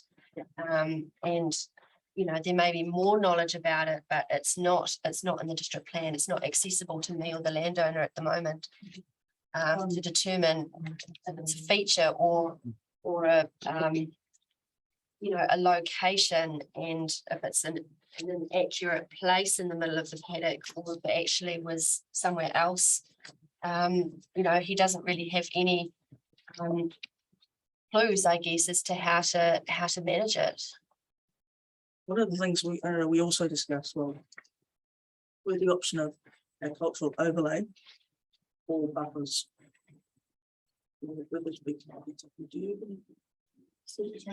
Yeah, so federated farmers is not normally that keen on buffers, because you in our mind, you need to identify the actual site. So this goes for ONLs and SNAs and other sites that are mapped as well. Map the site, and then that is where that's the field of regulation. That's where the regulation occurs to protect that site.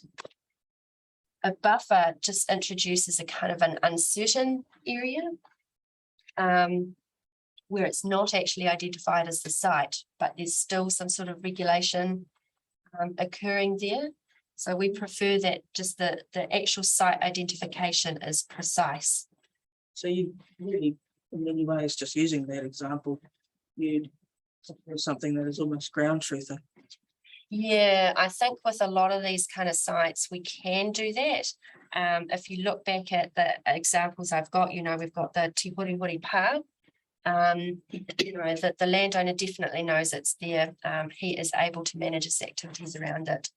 There was on paragraph 13 with site 55, that is a fenced off Urapa site.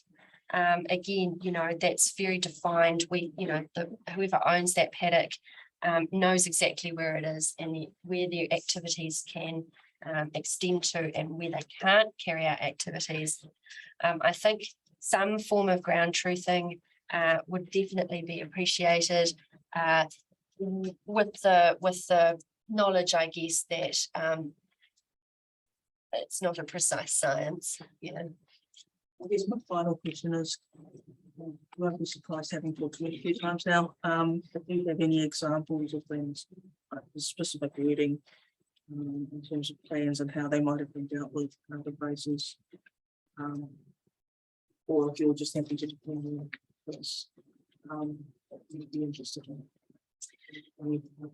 Yeah, I guess we prefer that the schedule and the mapping, we just try and get that as accurate and precise as we can. So that my submission, had a few suggestions about where the rules or the policies can be improved. But in the whole, we were generally supportive of the approach that Central Hawke's Bay has taken. It just needs further refinement so that landowners have confidence as to where the sites are and exactly what they can and can't do there. Thank you. Any other questions?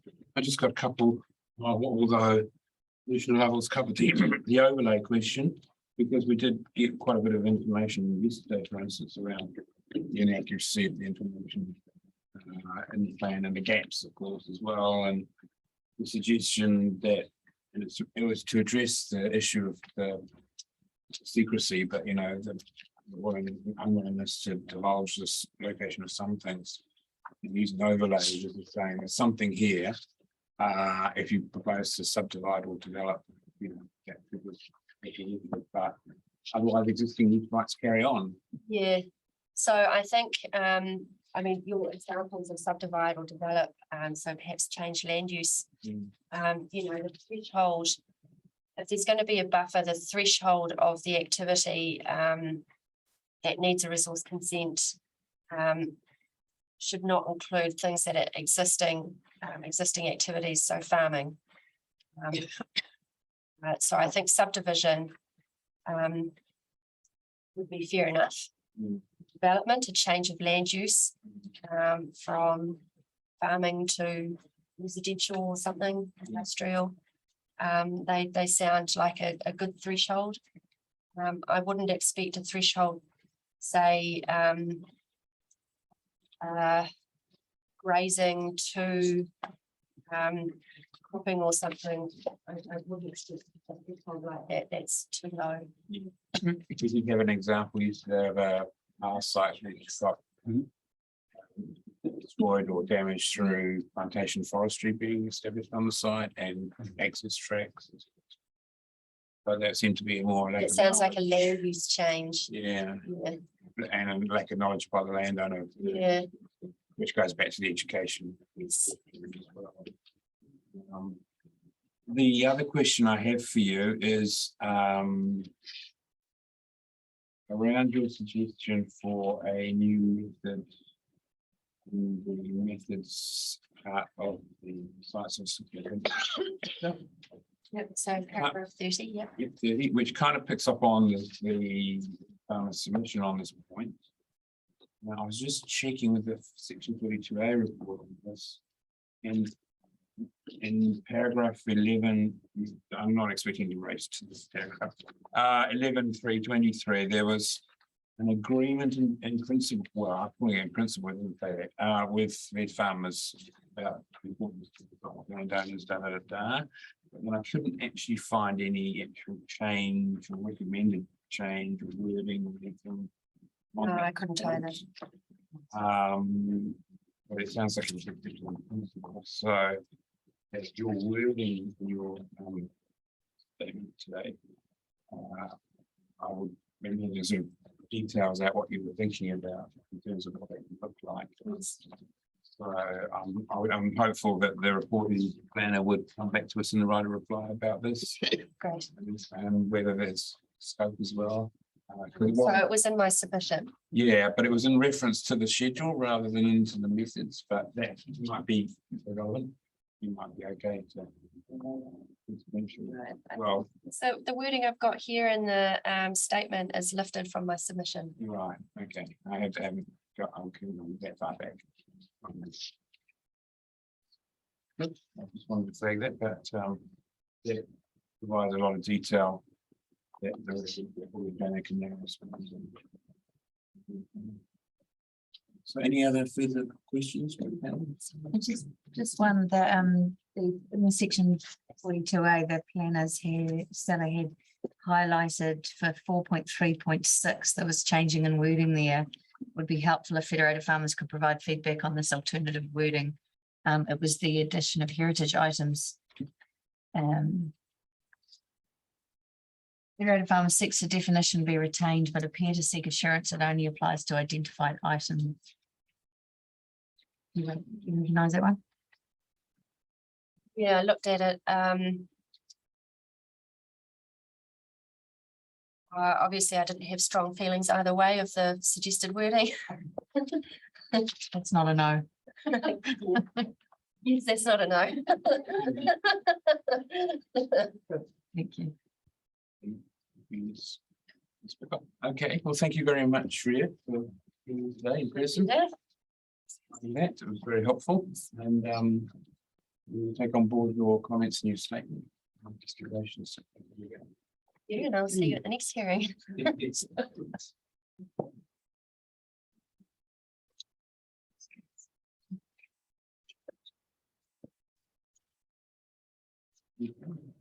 next submitter is Heritage New Zealand Property Plan. Would you like to pick the way up?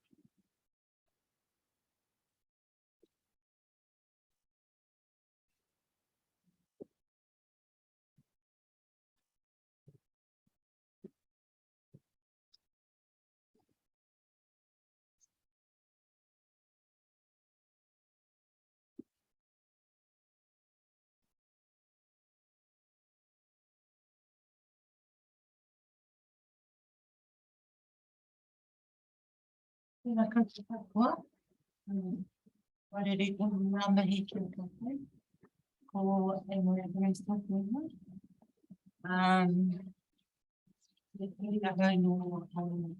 Ati kahuna ki vai marwa at close to it. Maria noa ho Ngāti Awa, Te Whanakano and Ngāti Arawa. I've been looking at, Tonga. Go ahead. I've been working at Tauhiri Tonga for about 2.5 years. So that I need so listings, Māori Heritage Listings Advisor. So I just thought I'd talk about my role to help support Dean and on some of the things that I picked up on yesterday. That might need a little bit of clarification on some of the stuff.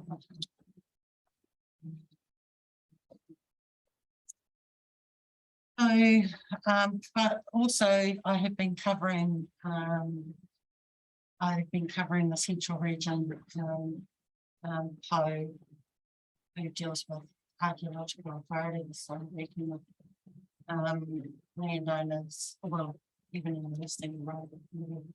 So, we have Waihe Tapu, which includes, Rurupa and Kera sites and Mahinga Kai and all of those sort of things. And then we have Waihe Tapu areas that might have multiple areas of Rurupa, Rurupas, things like that. And I've just finished listing one in Wainarama called Paki Kino, I don't know if you heard that.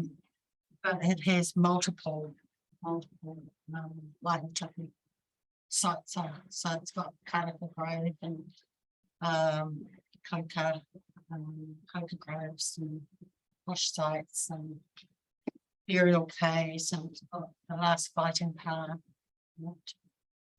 And we worked with the owners on that, and I happen to be one of them, but and we got it listed, but it's about 11 hectares that we've taken out of farming. And also we've moved into forestry as well. So I thought Stella, when she talked about it yesterday, was talking about our farm, where we planted some trees in the wrong place. But it wasn't us, we're the owners. And the forestry manager, we had pointed out to the forestry manager that not to plant in certain areas, and especially not too much within the 11 acres. Well, not at all within that 11 acres, but they did. So we had to ask them to remove trees, probably about 6 acres worth. And we found them another spot where they could put some trees, but yeah, so that's because we know what we're doing, and I'm working for Heritage New Zealand. I've been listing sites for the last couple of years, Waihe Tapu area, so another one we've listed on our property at Waimārama is Waihe Tapu. And we've also got a papakainga there. So because it was a papakainga 500 years ago, we decided that we wanted to make it a papakainga again, but we had to make sure we cited our papakainga without disturbing where the other papakainga sites were. So even though we're on Tapu site area, it's not, we managed to get our houses built without disturbing too much the sites.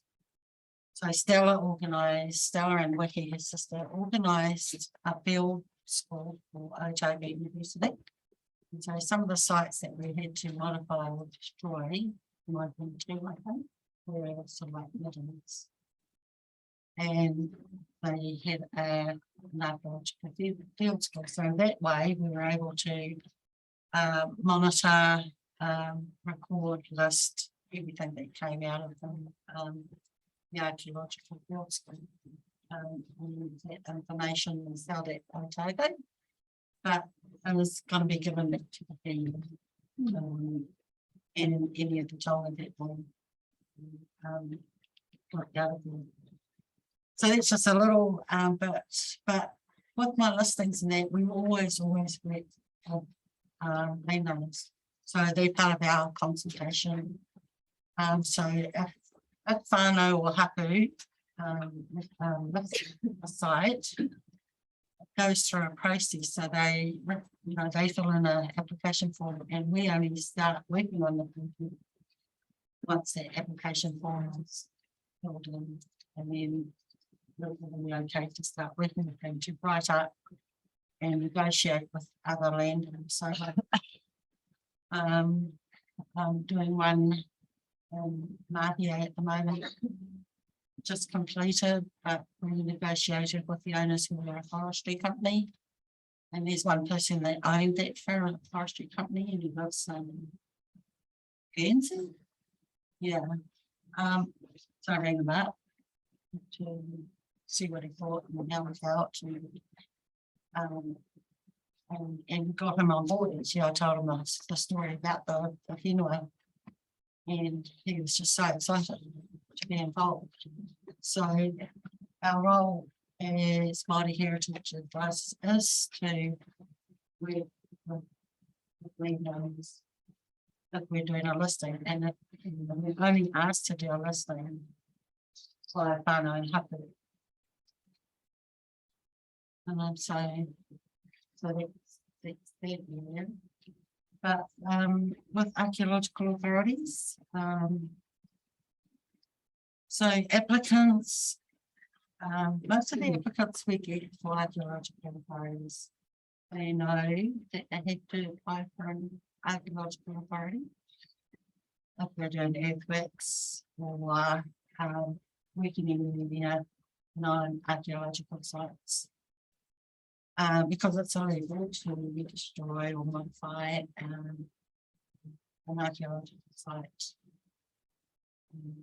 Knowingly or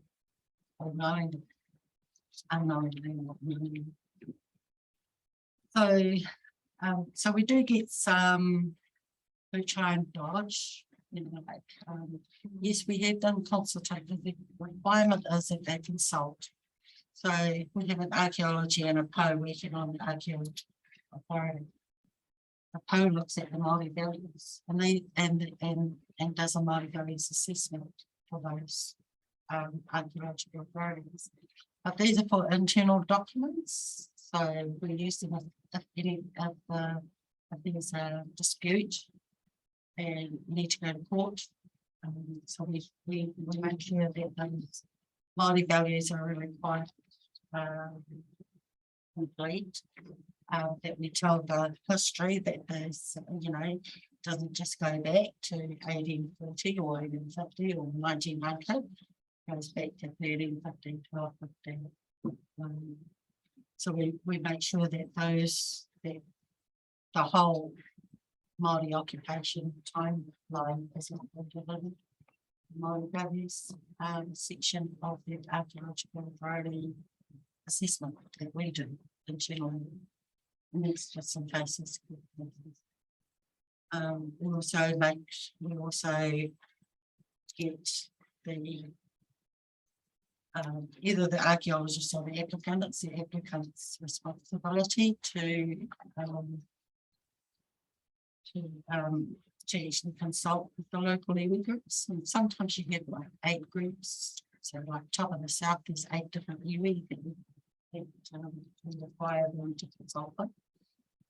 And most of the time they don't do it face to face, they do it by email, or it's become that people are used to doing parties. The iwi have set up little groups that deal with them within their thing. And so if you need a cultural assessment done, and most developers will get one done, or chorus, or whoever's wanting the archaeological authority, they pay for those cultural assessments. And the iwi will do them, or the group that they identify or want to do those assessments. But sometimes they just use the emails, and the emails don't.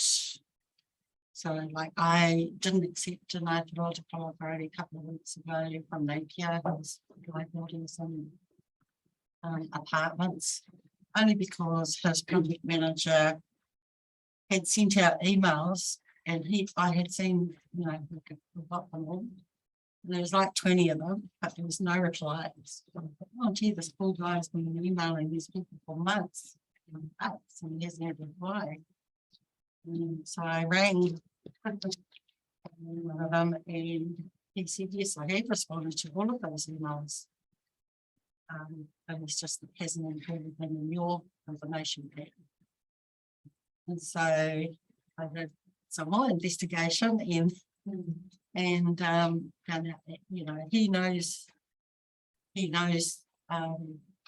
school. He's a board of director, he's a director on several land development boards. And he just hadn't completed those emails, and so we were blaming, like everybody else was blaming the Māori groups, but they had actually responded, but he had chosen not to include them in our information pack. And so I just said, well, no. So when he rang me, the developer rang me to probably have a go at me, and I said, look, take an hour out of your day and go and visit the area representative. Oh, but I'm too shy. And I expected my project manager. I said, no, I'll come with you if you want.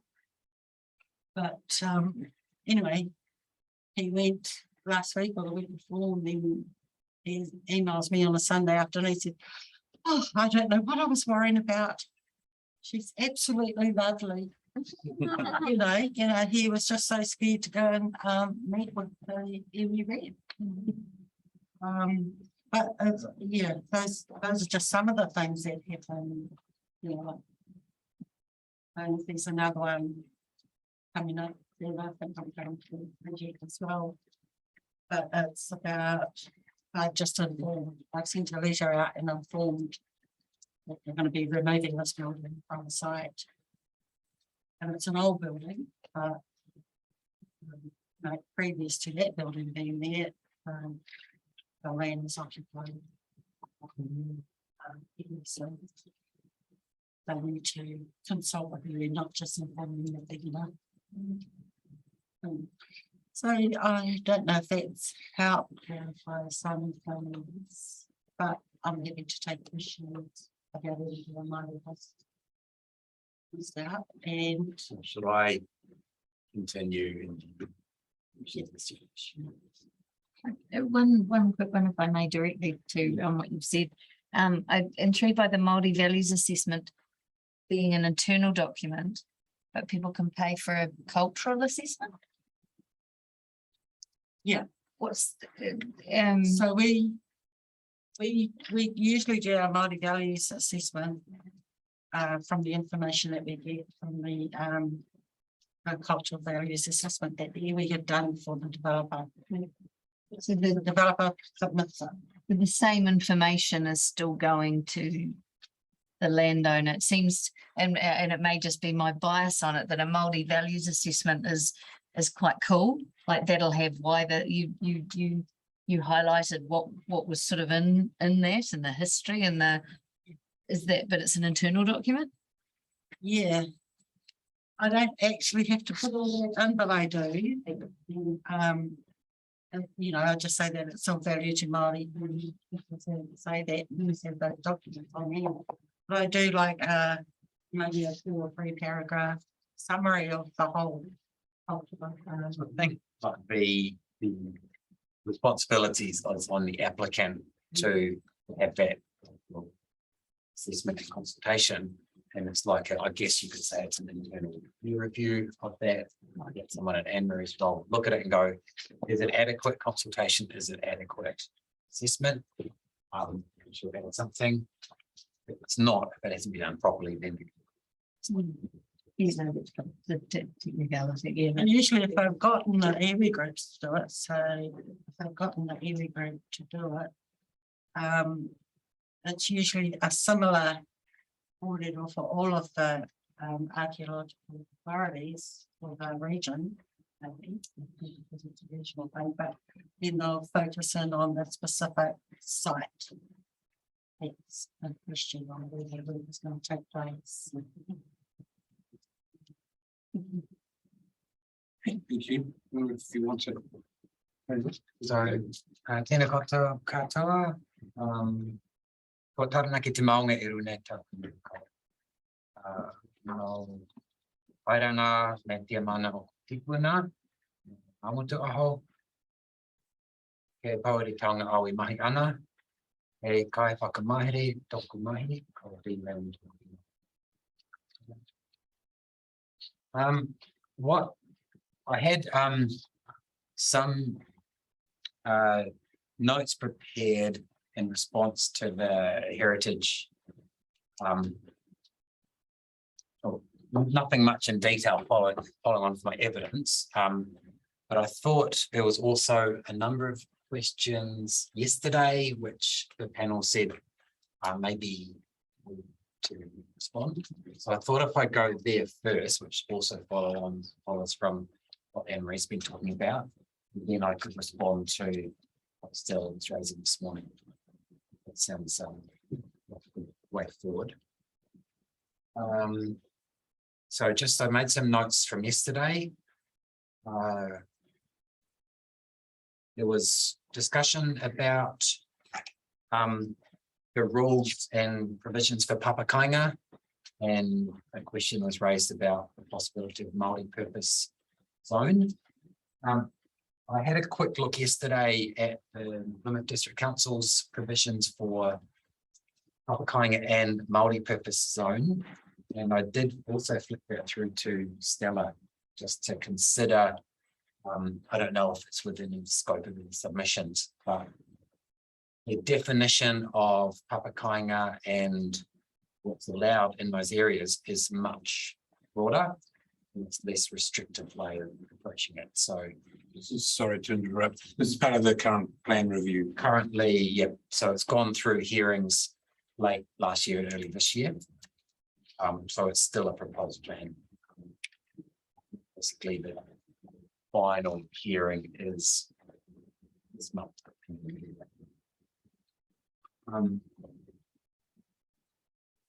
Just in terms of the difference between ADP, Accidental Discovery Protocol, and when someone should be applying for an authority.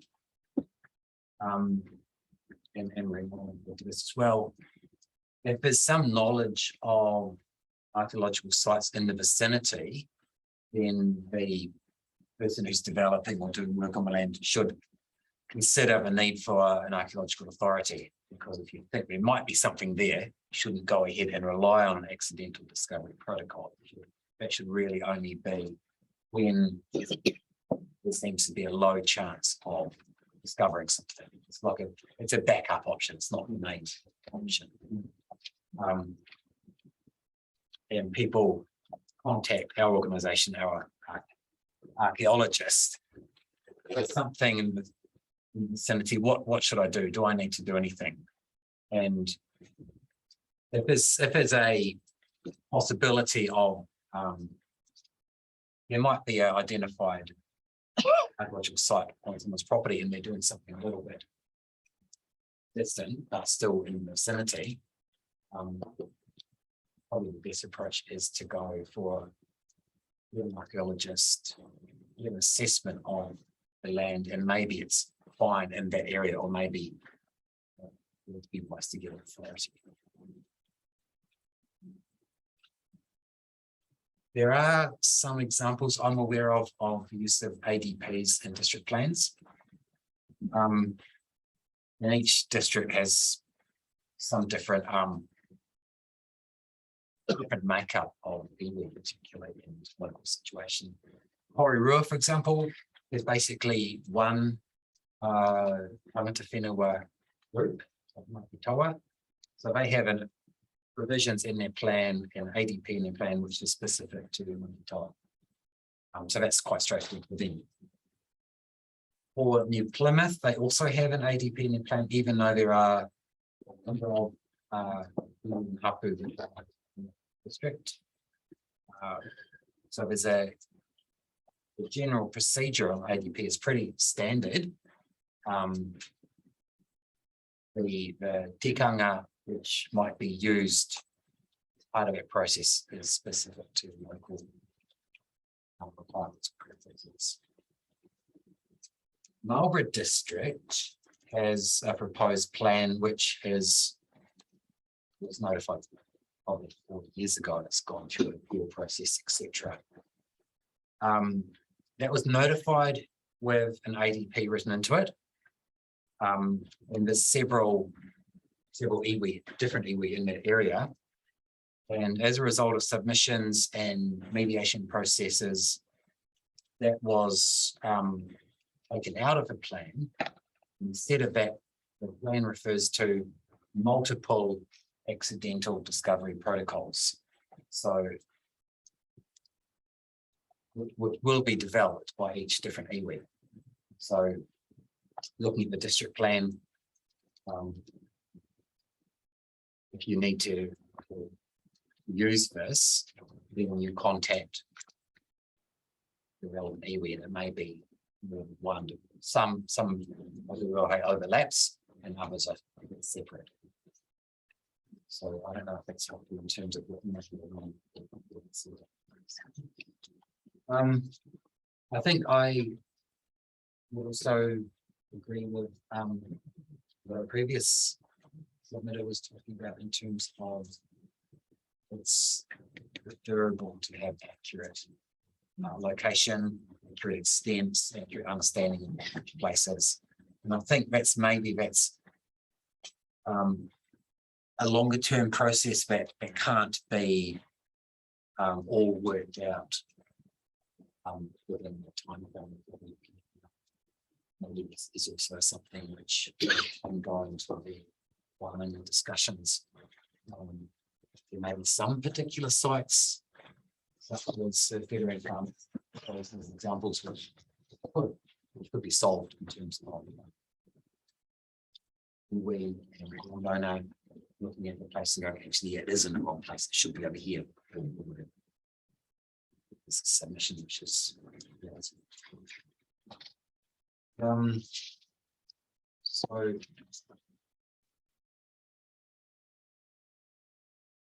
what's going on to what Stella was mentioning this morning.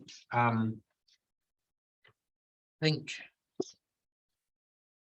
my evidence, like you're saying, was accepted most of her recommendations in the 42A report, with I think for just a few other, I think relatively minor changes, which Stella's also accepted. So in terms of what's you mentioned, what areas may be still in dispute, I think we will pretty much come into a agreement on everything. I've considered the Kainga Ora submission about uncategorized heritage items. And I thought initially that's fine. Maybe it does need to be clarified, but I think Stella's point on the heading of each of those rules says it applies to items contained in Schedule 2. So it is very clear that it's not something which is not included in the district plan. The rule does not apply to something which may or may not have heritage values. It's in the heading of the rule, something included in the schedule. The schedule itself, the heading of the columns says heritage list raranga kōrero number and heritage list raranga kōrero category 1, category 2. So I don't think we can put a category 3 in there because there is no category 3 in the list. So I think that option is not really workable. Change the heading. You could change the heading. So other district plans, some don't have categorization, they just have a schedule of heritage items. Others might have their own categorization, and they might have a group A and a group B, with differentiation of rules related to that, those two groups. And the grouping may or may not correspond with Heritage New Zealand's category 1s and 2s. And a lot of councils also have things which are not on the heritage list. So I think, even though it sounds a bit strange to have a reference to uncategorized heritage items, it's okay to have it there, in my opinion, but I don't think it's necessary because of what the heading says.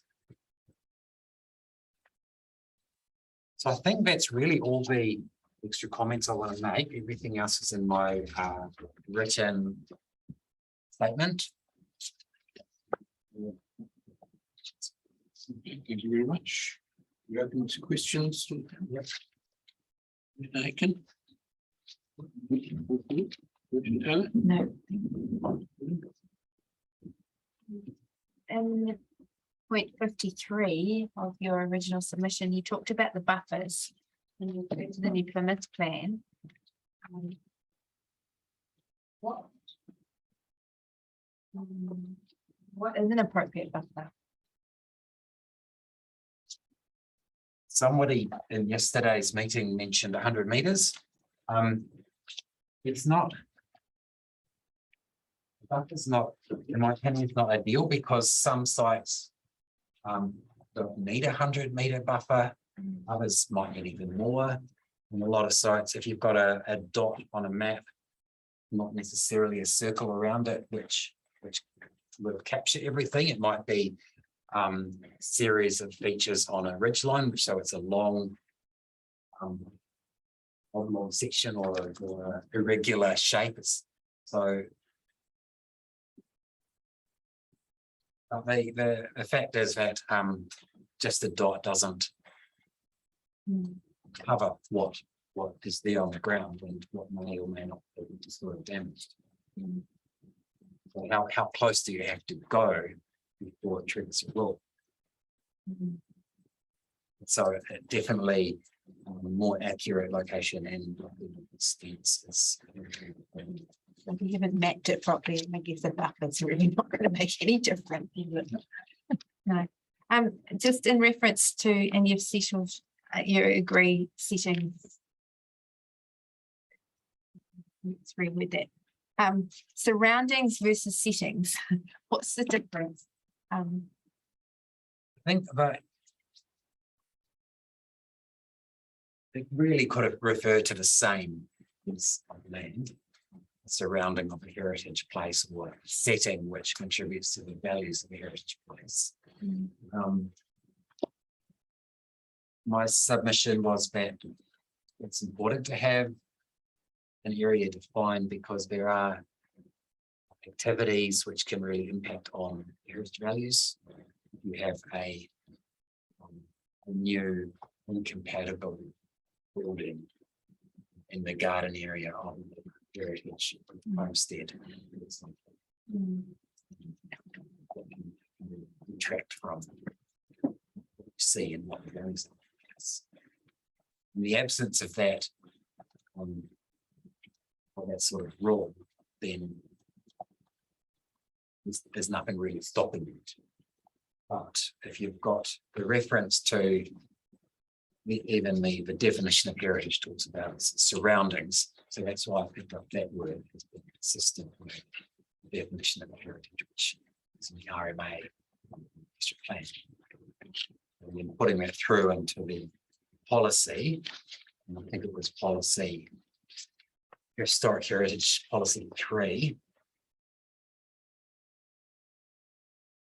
So when an activity needs consent, then the planner looks at the policy and notes that, okay, the surroundings contribute to the values also need to be considered. I think that's a useful addition to the sense of sense and acknowledging that that's a bigger piece of work, along with including extra things on the schedule, which is not being done at this stage, but it's something which you can consider in the future.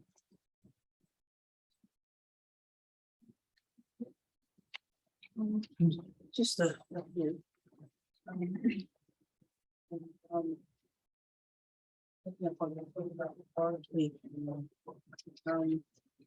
know that the land is just body. But what is the mainstream land? What is the basement?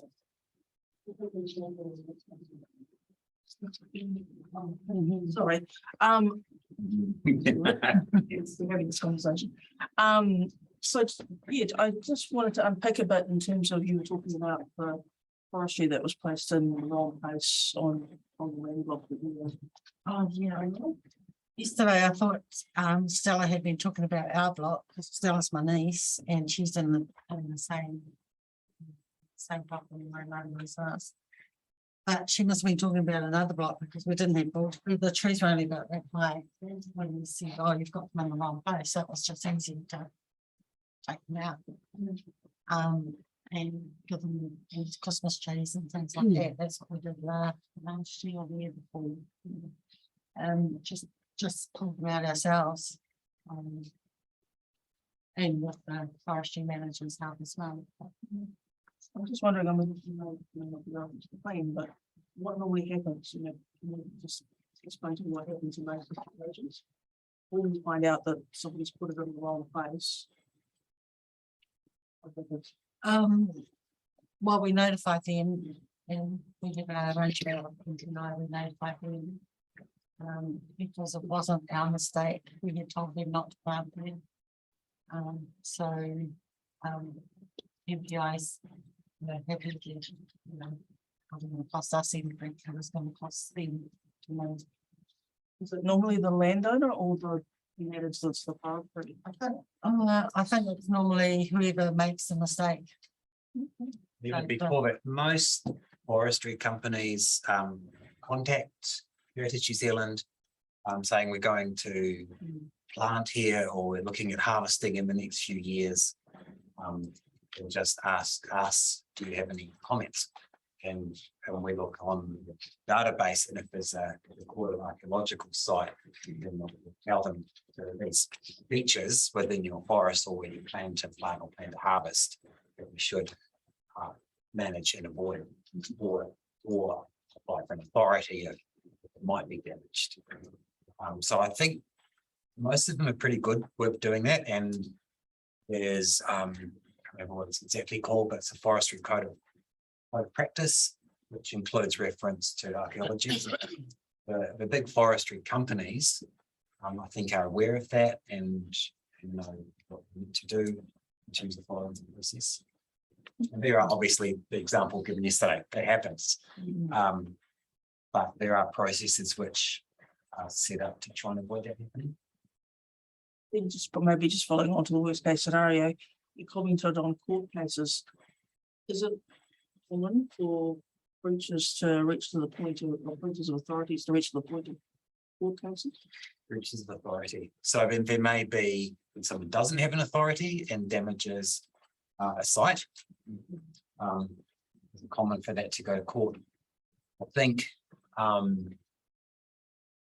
it needs a good level of evidence so that as an organisation, Heritage New Zealand can be pretty confident that we're not wasting resources by taking someone to court. Currently, top of my head, there's a couple of cases ongoing as prosecutions. And then in terms of the authority process, that can also be appealed. If an authority is granted, and there may be someone who's objecting to that, someone who is or claims to be mana whenua and they're consulted, they can appeal that, or if an application an authority is refused, then to court. So several cases sort of I'll be waiting for coming soon. If you end up in the environment, so there's much evidence that we can do to support. Just wondering on that, who use the example of the trees, and I guess a owner that doesn't pick it up, or an authority is in place, who comes to you and says there's a breach? Is it the council? Is it What's the normal process for notification? Well, it could be anyone, but a couple of weeks ago,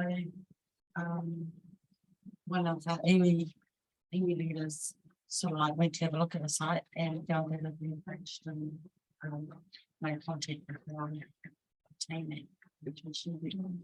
So I can just imagine it's part of the one with the what happens. Yeah, it could be either, and sometimes there may be, council may have a compliance officer looking at a place. I think it's been in the media, so I can mention that.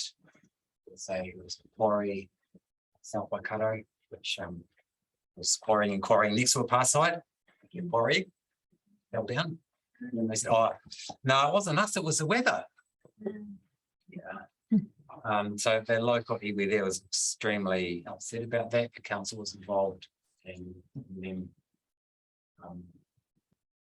had to be like geologists involved to provide evidence of was the collapse of the edge of a pass site because of the quarrying activity, was because of the weather. So Would they have reasonably? yeah, so there was enough basis to take that to court. It's one that we can't take to court because well, it's a listed Waihutapu area site. And it's in the district court plan. And what's the compliance person from the district council, they notified us that there had been a breach or there's some activity at a site. But when he went up to speak to the owner, he was threatened. Ended up going up with a police officer, but he didn't come out. We went out on another property to have a look at the damage, and but he didn't come out to talk to us or anything. And still ongoing letters and things. He just insists that there's nothing. Never found anything. Fixed it anyway at the hill. Moving earth from different places. It just looks a mess. What happens in that situation? Well, because we've had, as you know, evidence around engagement. Yeah, council role. We've tried to be as polite as we can, like follow those statutory. But we haven't been able to do anything. Because when we did the maps that we have are different to what we've got. Yeah, we just realized there's nothing there. So, well, it wasn't known, it wasn't called that name because it was called because of the bloodshed that was there. We don't say that anyone was buried. He's thinking it's their own type of burial ground. But there was a battle site. Taken away and then. What's your, do you see yourselves having a role in terms of engagement and the conversations that we're having here in terms of helping council to come together? Is that something that you would see yourselves having involved in? They asked us yesterday if we participating in the wailing, so that we can explain some of the things that even some of the terminology that people are using, even in the district planning for me, like we told them. We don't use that terminology anymore. It comes from the historic places trust. And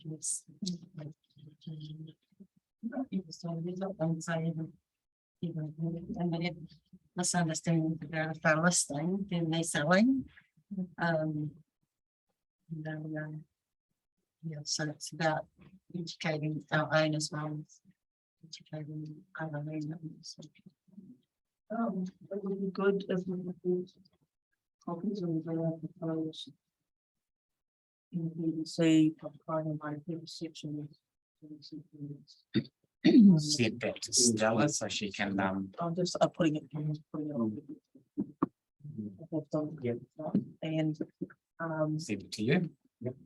in terms of the ADP, also would be good if you could provide us some of the examples you mentioned, including the wording from the Marlborough process. Type of reading, this next.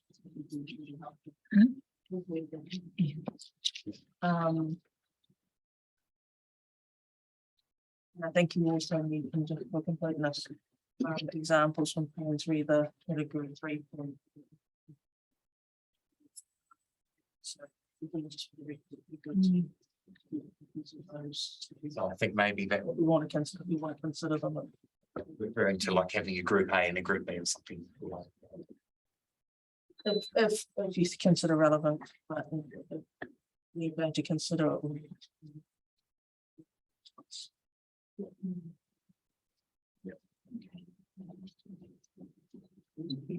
I just got one additional question, and it follows on from your discussions or concerns around the accuracy of sites and getting right. What we did hear yesterday, and you would have heard too, around the silent file issue and the secrecy of some sites. And the suggestion of overlays as a trigger that somebody can properly consideration with works or subdivision. What is your view or experience with? I think the overlay potentially can be really useful, but it needs to be mapped accurately, like where's an extent of an overlay drawn, and what's the implication for landowners of an overlay? Is it just to consult, or are there other rules that are triggered because only too onerous to have a very large overlay? Overlay was actually discussed in the Plymouth context and being largely coastal. The comment was it's going to take out nearly all the district. There's going to be a small area which may be outside an overlay. So that was sort of rejected in that context because it was everything could be occupied along the coast and areas. Here, I'm not sure how big an overlay is going to be. And if it becomes a district, then sort of does it have any value if I'm going to say let's make 70% of the district, I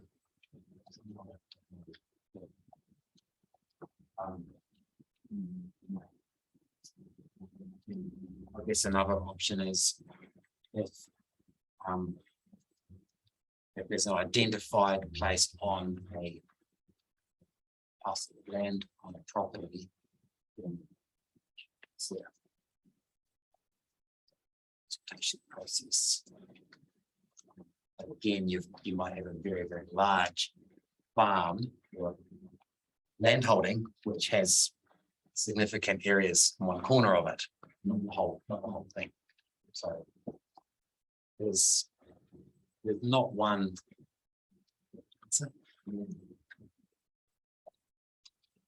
I guess getting an archaeologist to have a look, just to do an assessment, that costs costing, so probably not too long. But one of the projects that I'm involved with is applying traditional. We still have to get permission from Archsite to use the Archsite. But applying traditional knowledge label to archaeological sites using the Archsite.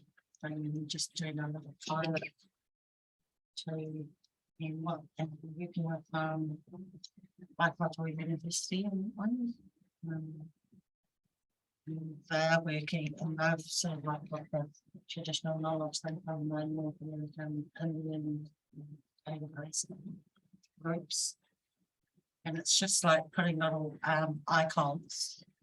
So looking at an arch site record and then labeling it and saying, oh, because at the moment it only has on the arch site that it probably might be of interest to know.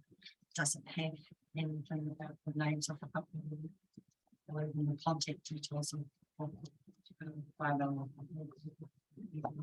Yeah, so that's what the knowledge labels, contact these people, just these people have mana whenua, so that when you look at the arch site, you can see, oh, yeah, we're allowed to, oh, this is allows public access to this information. Oh, you need to contact this mana whenua. So arch site are agreeable, we're gonna try and develop a larger project. Cover, well, see how many dots there are. I don't know if you hear. Thank you. Are there any questions? Okay, well, thank you very much and for your patience, and in particular for attending yesterday to listen in, and further to that, to your offer of support to be part of the process. And I don't know if there's been any further dialogue and discussion since then. Of course, duly noted. Yeah. And see, Dave has been listening this morning. Yeah. Okay. Okay. Well, thank you very much again. Thank you. Thank you so much. We'll break for morning tea shortly, so you're welcome to join. Thank you. Bye. Yeah, thanks very much. The hearing is adjourned for half an hour, 11:30.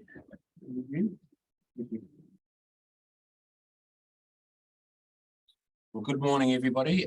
Hearing 4 is reconvened, and we're up to the point where the section 42A reporting planners are just going to respond to matters arising in the hearing today, and then we will adjourn the hearing.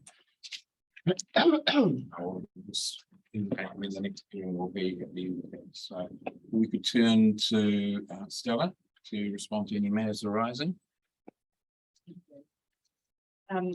There's just a few sort of minor matters that I'll clarify or confirm as a result of the evidence we've had today. My first point is in relation to Ria Miss Dacent's evidence and around the site. And I acknowledge that the sites in that schedule, we're talking about the SASM schedule here, is pretty poor, and I think that's highlighted in the district plan. I just want to confirm that reconfirm that as we said yesterday, we're reluctant to drop those at this stage because we actually, then they're completely lost. There is no protection at all. At least this way, if it triggers, if there is some kind of land use that, and farming per se doesn't require a consent, but if there is some kind of earthworks or new activity that is planned, there is at least that opportunity to go and talk to Tangata Whenua and say, look, we've got this, we don't know anything about it, and then for Tangata Whenua to respond. And what I would also say is those are not new sites. They are on the operative district plan. They have been on the planning maps for 20 years. So that in that sense, there shouldn't be a surprise that they're on the maps, in my view. I think the other thing around the discussions that we've had over the last couple of days with site identification is that it's highlighted the challenges around all of the methods of identifying sites in areas of significance to Māori, whether you define the extent of the item, which may be appropriate for some items, but not necessarily appropriate for others, whether you put a buffer area in, you still, that's not going to apply equally across all sites. I mean, you might say 100 metres, which might be fine for one particular item, but might just simply not make sense for another item. Whether you have an overlay, I think, that's a method that is used in some places, but again, we, in our preparation of the draft plan, we did have conversations with both Elizabeth Pishy, who was giving some archaeological advice to council, and also I think Kairaka Lands Trust were involved in some of the organisations, and basically I think it kind of reflects the information we heard from submitters yesterday that there would probably be a coastal overlay, and there would quite likely be some quite large areas associated with that inland, with those inland hapu. But again, that's not a magic bullet, silver bullet, it's not a silver bullet. And it possibly is not something that the landowners would be entirely enamored of. And also that would be some work that would need to happen outside this process. I mean, and which is again why we were unable to progress it in the drafting of the plan, because there hasn't been sufficient relationship to be able to identify those areas. Similarly with silent files, you have heard the pros and cons of that. And again, those are things I think that will be would ideally be progressed outside of this plan.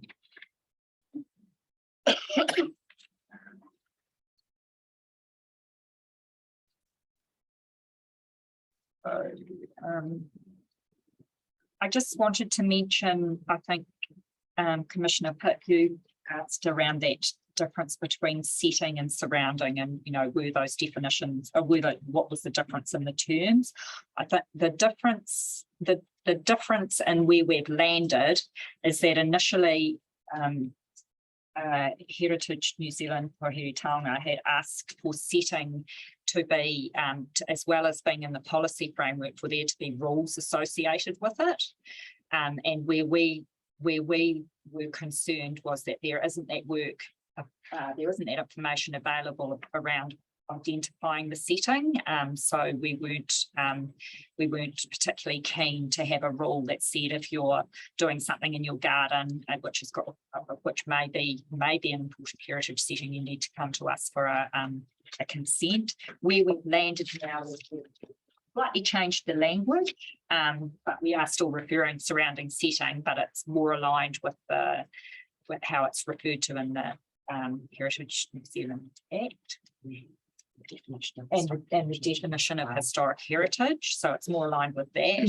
But it's also where we've landed is that if you do apply for a resource consent for your item, your heritage item, then as one of the matters of consideration of that consent, you can look at how that's impacting, how that works are impacting on the setting.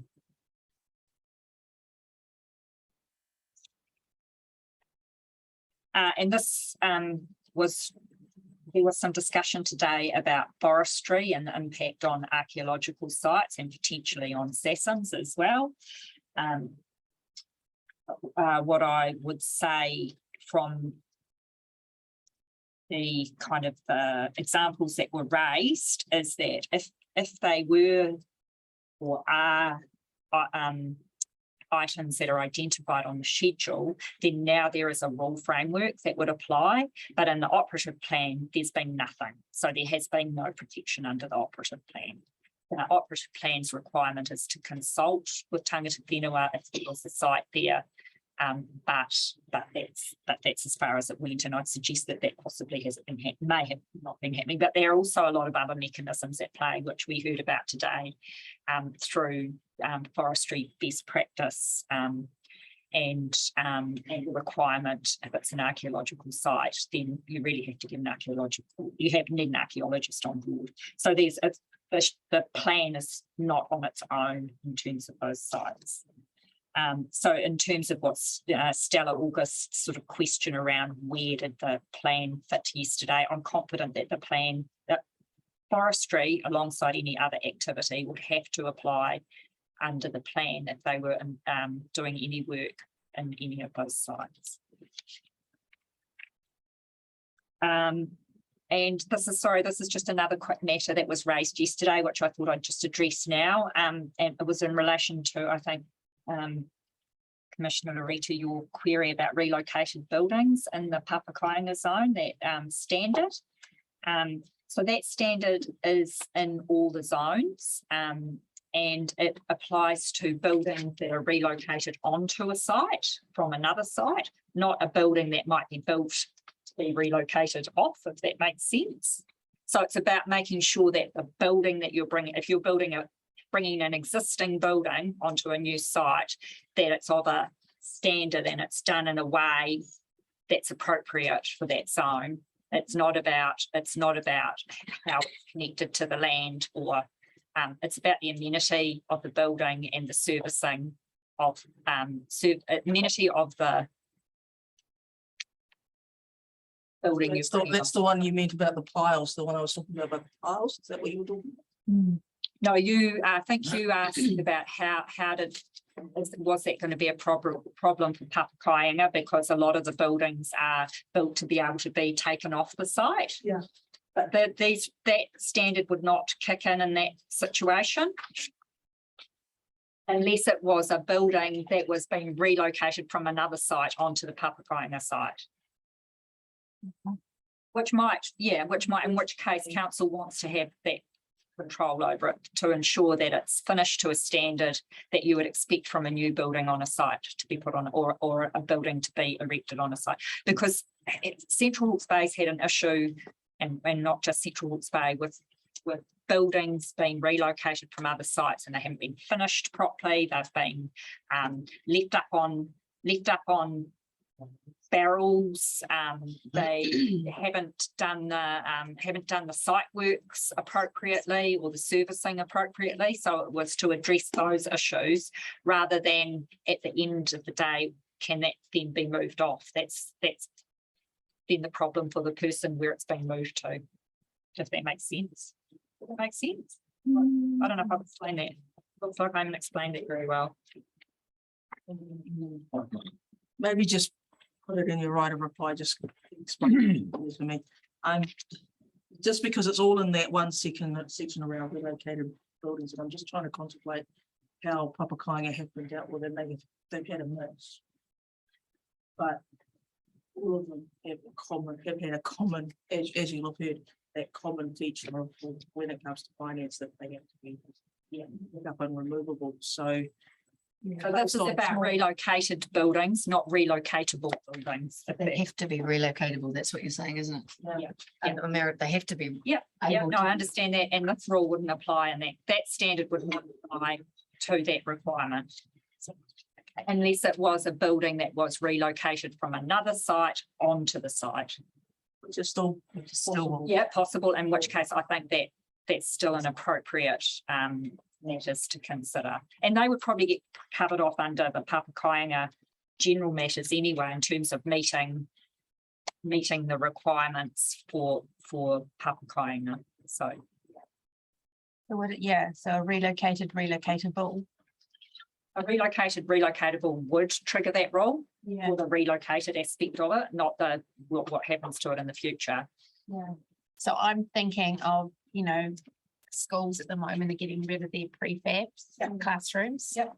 And under that rule, it says that they have to be suitable for accommodation. Yes. Which currently says like a school classroom isn't suitable. Yep. But I'm aware of, a house. that's also a common thing, because if you think about it, settlement trusts, they often end up owning schools.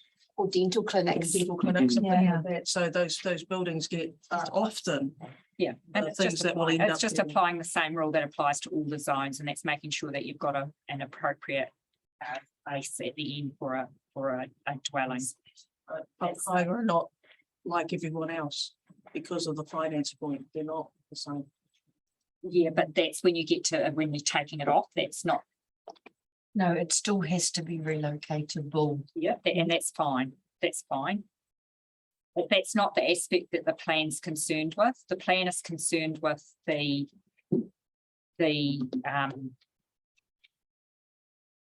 bringing of the building onto the site. That's what, and that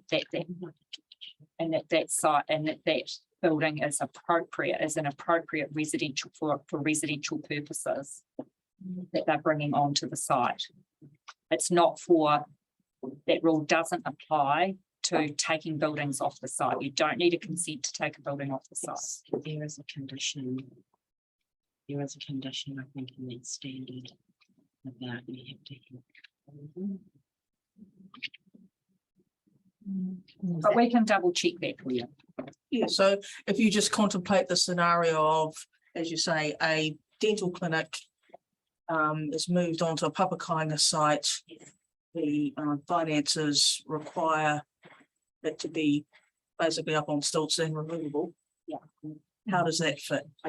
You're saying, understanding what you're saying in terms of the commonality, but with this nuance with public finding and removing barriers from a planning perspective, so that's a barrier. Piles, So if you could have a think about it. Yeah.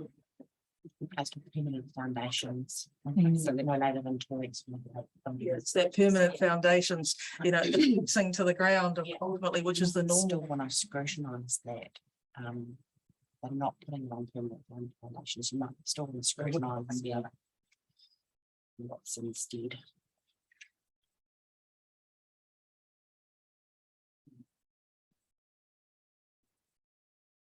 So that's all my, sorry, I've finished now. That's my comments. Are you also going to consider that point we asked about number 1? Previously been designed, built and used as a dwelling or visitor accommodation? In terms of, the same thinking for a relocated building? Because I think, as we said, a dental clinic wouldn't have been a dwelling. A barn, which you can change in a church.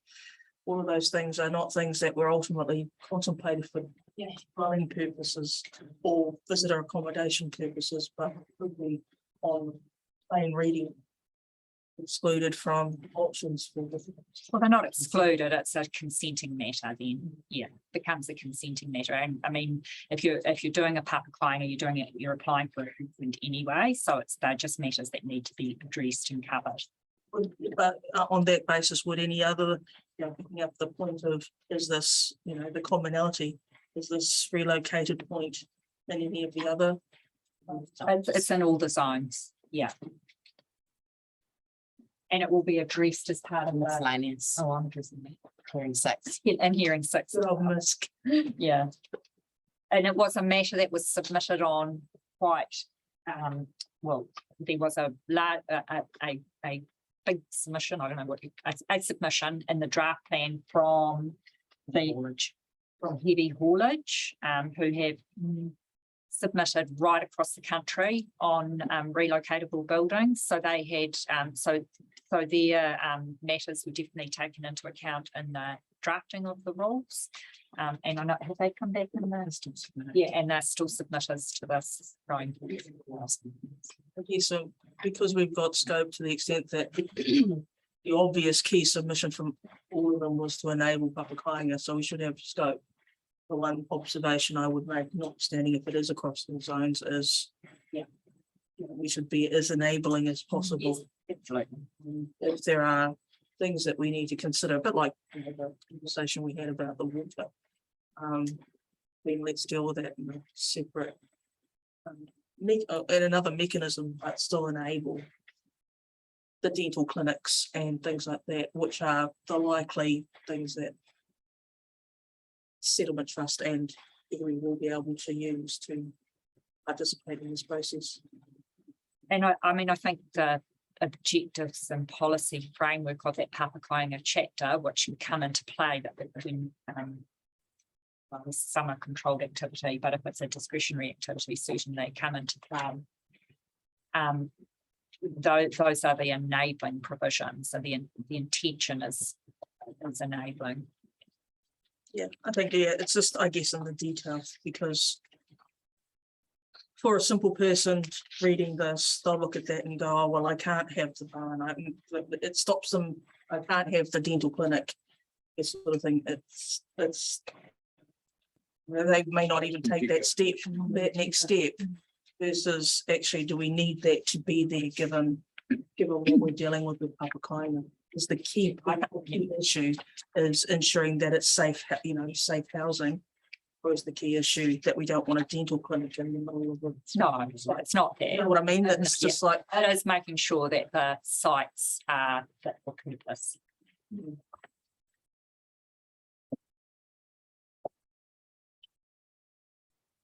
Any other questions for Stella? Yeah. This is just a matter of scope, I guess, or does the fact that RIA submitted or talked about some potentially incorrect SASM mapping, Does it mean those need to be or should be ground truthed? That she's brought them up? Or does it have to be the land, does it have to be a submission from the landowner to? I mean, it seems weird to allow a plan when we know there are inaccuracies. Well, as opposed to might be. I think I would go back to the fact that those sites have been identified in that manner. Or that's not new, those have been identified like that for 20 years now. It's not ideal. I agree that it's not ideal. Those parties aren't party to the process. I think the approach has always been that schedule will get reviewed. And yes, there are some rules in place now. But as I said before, if those landowners are doing what they've always done, then that's okay. It will only be a problem for them if they want to do some major earthworks or a new activity, or in which case they'll have to go through a process where tangata whenua are involved, and then it can be determined whether that there is a risk of those works on that site for any special matters. Because these sites have been not exposed, the landowners have been made aware of them, we've been made aware of them, that there may be inaccuracies. How do we make sure that they in particular get picked up in any review or any? So I think when that review happens, those sites will be looked at, and there will be a process of going through them with tangata whenua and the landowners, and well, certainly with tangata whenua in the first instance. Does this is there a site here? If the answer is yes, then there's going to be a whole process, a Schedule 1 process, in which case the landowners will be notified. Those ones in particular? Well, yes, because they'll be reviewing that schedule of which are on their land. Yes. As long as they're not missed again, if they've been there for 20 years and they're wrong. I hear that. And we know that they might be wrong, then they should be sort of highlighted. It shouldn't be missed out. They shouldn't be missed out. If I may, my second question relates to the cultural overlay. I was thinking of it more in the terms of for the silent sites that where there were any of those that sort of sat there and when you clicked on it, you didn't know anything about it, but it highlighted the need to look further. That possible? Is that wrong? Is that? So that's a silent file approach, and cultural overlay is more identifying in a physical extent, an area, but like we've got for our SNAs or our ONFs or our. So can we have a silent sites overlay?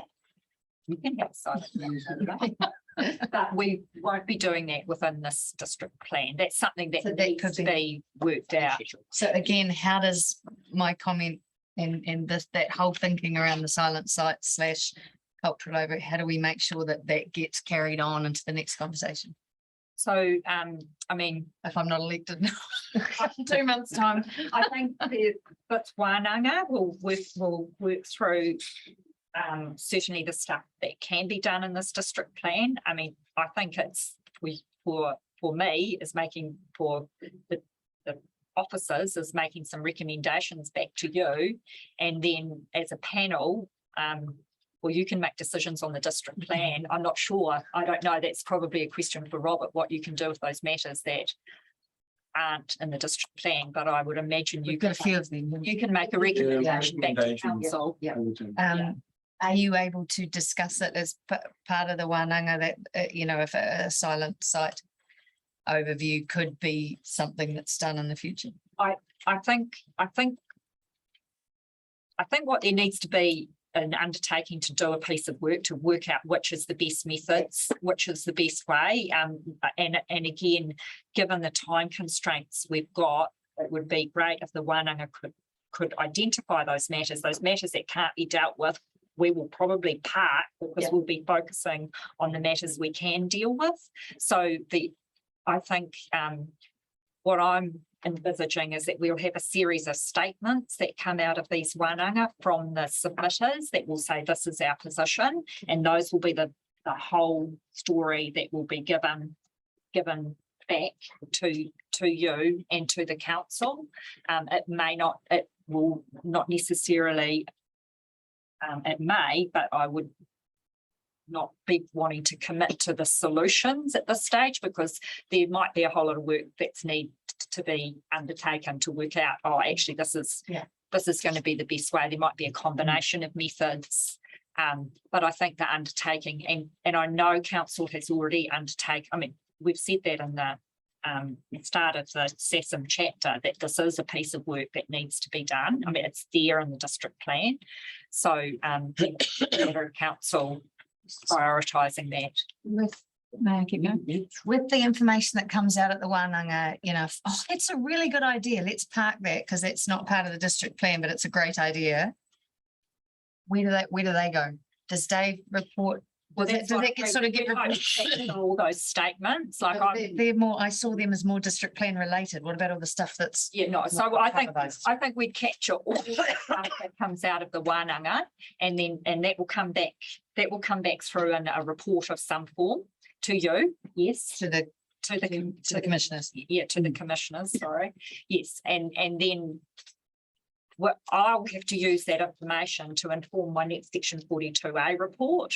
And again, if some of those matters that have come out relate to submission points, I'll be able to respond to it. And so there will be a process where all that stuff's captured.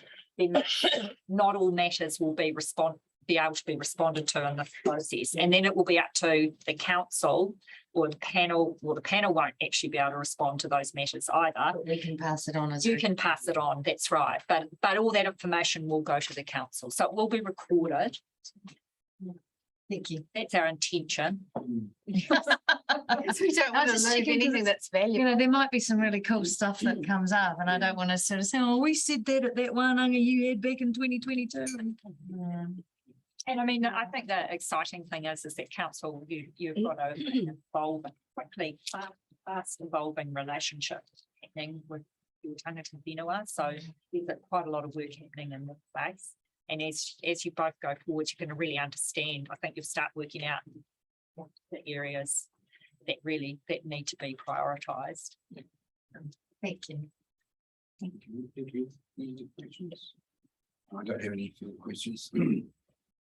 So thank you for your time and effort, and we will look towards adjourning this hearing. So it's a hearing of two parts. So we had tangata whenua yesterday, which was quite a different style of hearing, more informal discussion process really.